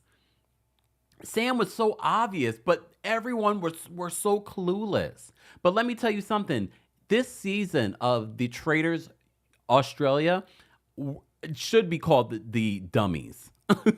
Because at the end, spoiler alert, remember we kept on hearing that like there's this big ending? Well, 3 traitors make it to the end, and there's only one faithful. So this poor faithful was not going to win regardless. So they end up eliminating the last faithful, and now there's only 3 traitors. So all it takes, one traitor saying that they don't want to share the money, and that traitor will steal the money. If 2 traitors say that they want to steal, then those two traitors will split the money. But if all 3 traitors say that they want to steal the money, they get nothing. What do you think they did? What do you think the dummies did? What do you think the dummies did on the Traitors Australia Season 2 did? All that work. And they all, for me, it was poetic. It was poetic. You see what greed will do to you? You all worked so hard to get to this point, but you were so greedy that you all lost it all. They got nothing because they all decided that they were going to steal. I really thought the last trader that they recruited was going to be a sucker and say, share. But no, she was just like, I knew from the beginning that you guys did not want me to have anything. So she was like, if I'm not going to have it, neither will you.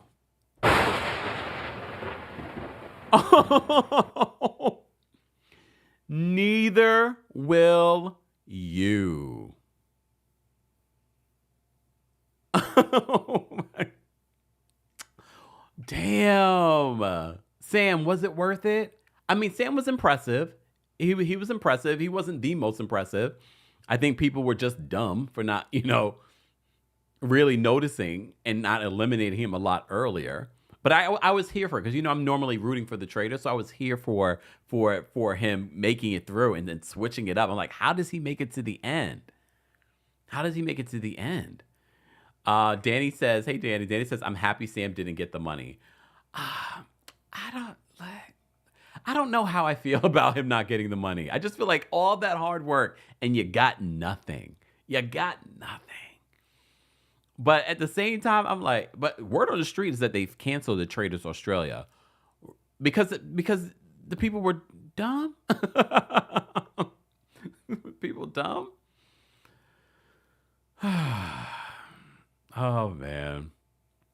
Poppy says, I love watching the shows now because I can compare mindsets between the UK Americans and the Australians, and we all kind of think differently. I like to see the juxtaposition.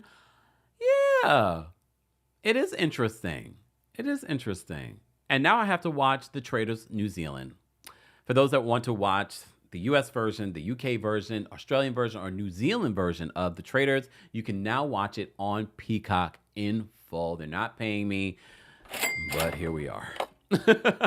They got no money. No money.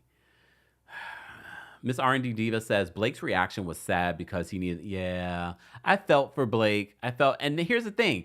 If Blake had decided to share the money, he would have been eliminated. And then the money would have been split between the new recruit and Sam.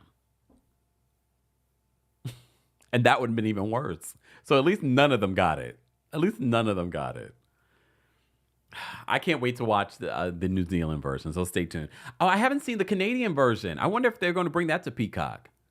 I'd love to see that. Guys, if you're just joining us, don't forget to like the video. It's an easy and free way of supporting not just my channel, but other channels as well. This is our Tuesday takeover on a Wednesday. Yes, we will return to our regularly scheduled day next week. All right. But here we are. We even got a chance to talk about Vanderpump Rules. I see on TikTok they're asking me if I want to review Vanderpump Villa. Are you trying to kill me? And when I say this, I say I sat through like 2 episodes of Vanderpump Villa and I said, it's just Vanderpump Rules all over again. We've got to come up with a different concept. We've got to kind of come up with a different concept. All right. Guys, have you liked the video already? We have over 1,000 people watching on multiple platforms. Be sure to like the video. It's an easy and free way of supporting not just my channel, but other channels as well. We've been live for 2 hours. So let me continue because I know a lot of you are here to talk about the Diddy of it all. Oh, Lord. So as you know, we've been covering a lot of Diddy since the home raids that were completed on his home in Los Angeles and in Miami last week. It's been over a week since the home raids. And since then, Misa Hylton, Justin Combs' mother, has spoken out slamming the feds. But there's been mixed reactions. A lot of people are saying that you should be more upset with Diddy for putting your children in this position. I know she refers to Justin Combs as one of her sons, not biologically, but I'm sure because they're brothers, that's part of the reason why he's part of the family. He's part of the family. So she slams Diddy and no, she doesn't slam Diddy. I think people expected her to slam Diddy, but she ended up slamming the feds. And look, I think a lot of people are like, are they overly aggressive, especially because this is a black celebrity children, black children in general? Possibly. But people are saying your anger, though, Misa, is misdirected because according to an insider over at Homeland Security, they're saying that they are investigating concrete, detailed, explicit allegations in regards to trafficking. And apparently, also when it comes to firearms and things like that. So them securing the area, I briefly saw Emily D. Baker talking about this right before I became live. I didn't get to watch everything. And she said that's part of the protocol, especially with the allegations that Diddy is facing, according to some of these lawsuits. The other thing that I learned is that, and I don't think we are surprised by this. I know some people might think that these types of raids are very just like, oh, they're trying to gather information. According to, well-placed sources, no. A lot of times when these raids are happening is because they have a lot of information already. So we shall see. But the latest update is that Diddy and this whole situation is far from over for him. I saw Claudia Jordan on Fox Soul, TGIF, was speaking out about this. So let's see what Claudia had to say. I want y'all to just think about something real quick. Albie Shore and Diddy are the only ones that are alive from that record company, right? The only ones that are alive. Pause. She's talking about Uptown Records. That's not true. We still have Jodeci. We still have Mary J. Blige. I just want to point that out as we listen to this. Actually, Heavy D was working on a book about his life, dead. And this is all on the internet. I think Jaguar talks about this. Mm-hmm. Andre Harrell supposedly was going to talk about his life, dead. Albie Shore supposedly was working on this before and then went into a coma. I remember this. Albie Shore is a friend of mine. We used to work out together in LA. I know him.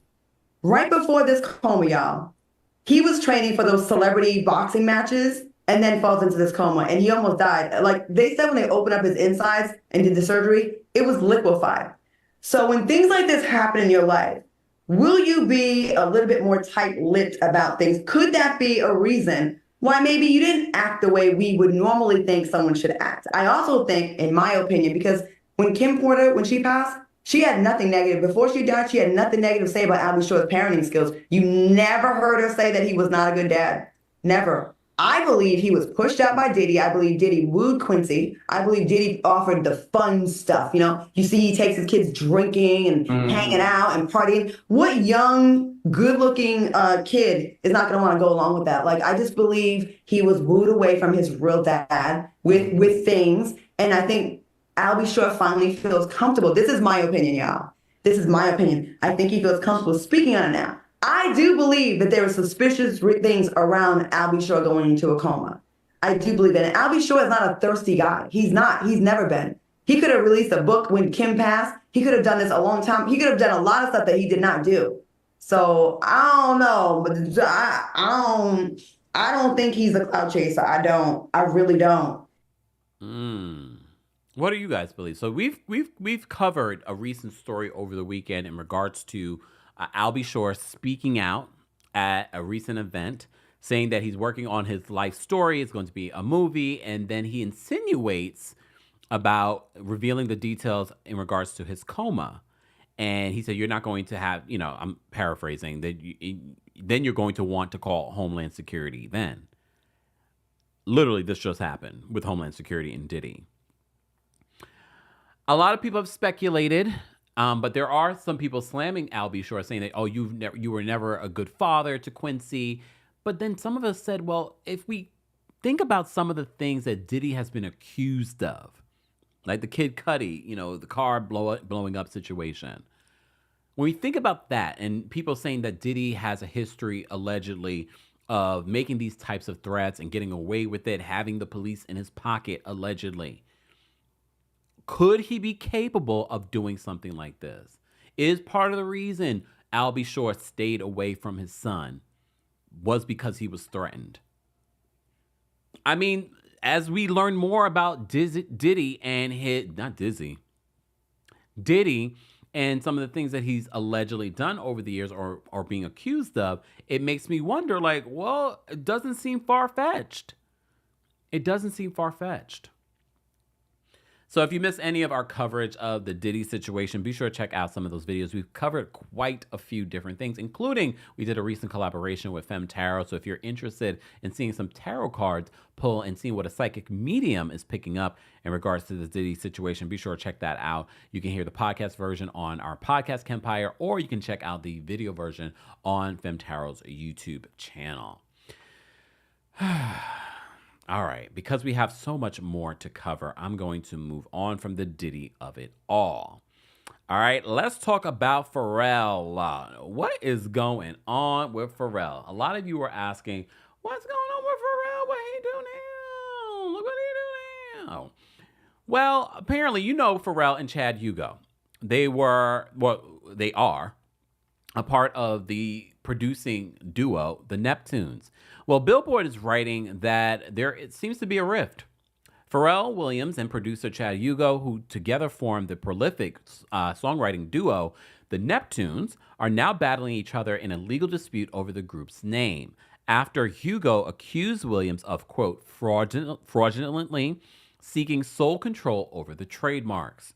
So before Williams was a solo star, the Neptunes produced a slew of radio hits in the early 2000s, including Nelly's It's Getting Hot in Here, Snoop Dogg's Drop It Like It's Hot, Gwen Stefani's Holla Back Girl, and Justin Timberlake's Rock Your Body.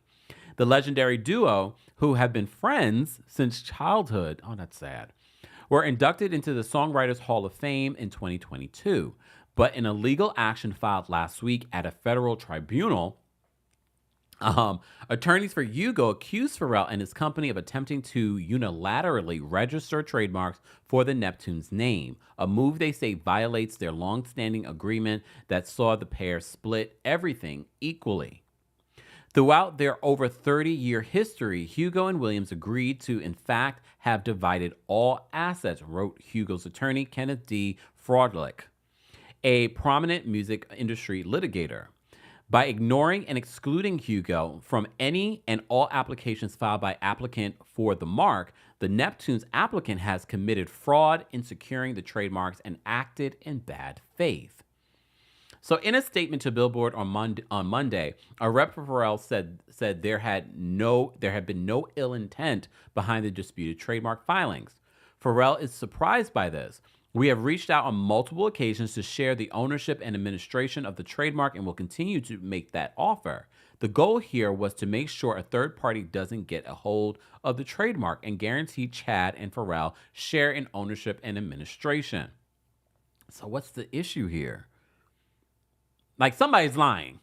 Look. Lies! The lie! Somebody's lying. So in his own statement to Billboard, Fraudlick disputed Pharrell's characterization of the situation. If Pharrell's intent was to include Chad in the filing, he should have registered it in the name of them jointly or as a partnership and not in his own name, he said. This was a land grab in a long, simmering dispute that is yet to be resolved. At issue in the dispute are three separate applications to register the Neptunes as a trademark. one covering the use of the name on streaming music, another for music videos and other content, and a third covering live performances. They were filed in 2022 by PWIP Holdings, LLC, Pharrell's company that also owns such registrations for his band, NERD, his Miami-based Good Time Hotel, and numerous other brand names connected to the superstar. So in his legal filings last week, Hugo's attorneys argued that Pharrell had knowingly and intentionally filed those applications without required input from Hugo, even though he was fully aware that either Hugo or their partnership entity should have been listed as a co-owner. Nothing either written or oral provided Williams or PWIP Holdings with the unilateral authority to register the trademarks. Hugo's attorneys said that they've repeatedly contacted Pharrell's team about the problem and that the star's lawyers had admitted that Hugo is an equal co-owner of the trademark and promised to include him, a claim that lines up with Williams' statement on Monday. But the case claims that the sharing never actually happened, partly because Pharrell's company has insisted on onerous business terms that would deprive Hugo of proper control and compensation. The petition did not specify what exactly those onerous terms included. Last week's filings targeted only with the 3 recent trademark applications, but Hugo's case could potentially expand beyond them. That's because Pharrell's company already successfully registered the Neptunes name as a trademark for musical sound recordings and has another pending application to register the name for clothing and other merch. In his filing last week, Hugo's attorneys say that the trademark registrations covering sound recordings and possibly others would be subject to a future legal action aimed at having them voided. Mind you, this is a person that he grew up with and made hits with. And it's so sad. It's so sad to see that this is happening between these two people. I don't know where their relationship was before all of this in regards to when did they officially stop making music together? Officially. I can't remember the last time that they've done something together. I know Pharrell has done quite a few producing on his own, but they've produced a lot of hits together. And look, at the end of the day, if they've agreed to share everything 50-50, that's the way it should be. So clean it up. And look, clean it up. All right. Woo, woo, woo, Chad and Pharrell. But look, I get it. Chad's is like, I need to secure for my future and my children. Oh, Poppy says my childhood is ruined. Sorry. Oh, thank you, Theo. Theo loves to bring in the details. Theo says Pharrell allegedly pulled the same thing on Khalees, keeping her off the publishing, even though she wrote most of her early material. Well, here's the thing. When I always heard about those allegations, I always included Chad. So I wasn't sure. Was it Chad also doing that, or was it just Pharrell? Because they were the ones producing her at the time. So we shall see. Either way, I feel like Chad is due 50% regardless, because you hear Pharrell saying that we would never not include him. He definitely has co-ownership. So clean it up. Clean it up. All right. Let me see. What else did I want to talk about today for our Tuesday takeover on a Wednesday? All right. I think that was it. Yes, we covered everything today. Look at us. 2 hours. Okay. Thank you all for being here, taking time out of your Wednesday afternoon for an impromptu live that we normally do on Tuesdays. So if you aren't subscribed, subscribe, turn on your notifications, and don't forget to subscribe to the Kempire podcast. And don't forget, the Kempire After Dark tour is coming to a city near you. For more details on our Boston show, our Nashville show, Atlanta show, and Seattle, be sure to check out the description for more details. Shout out to those of you that have already purchased tickets. Shout out to those of you that are watching on Facebook, Twitch, Twitter, behind the scenes here on TikTok, and of course, those of you that are watching on YouTube. I will see you all in the next live recap, whenever that may be. I don't know. Nothing else is coming up this week. I'm going to enjoy it. Look, I'm going to enjoy it. I will see you guys later. Thank you so much for being here. Thank you to our King's Guards for holding us down in the live chat. Shout out to our channel members and new members that have joined. Let's get to 700 likes. Thank you all for being here. I will see you guys later. Bye, y'all. Happy Tuesday on a Wednesday. Happy Tuesday on a Wednesday.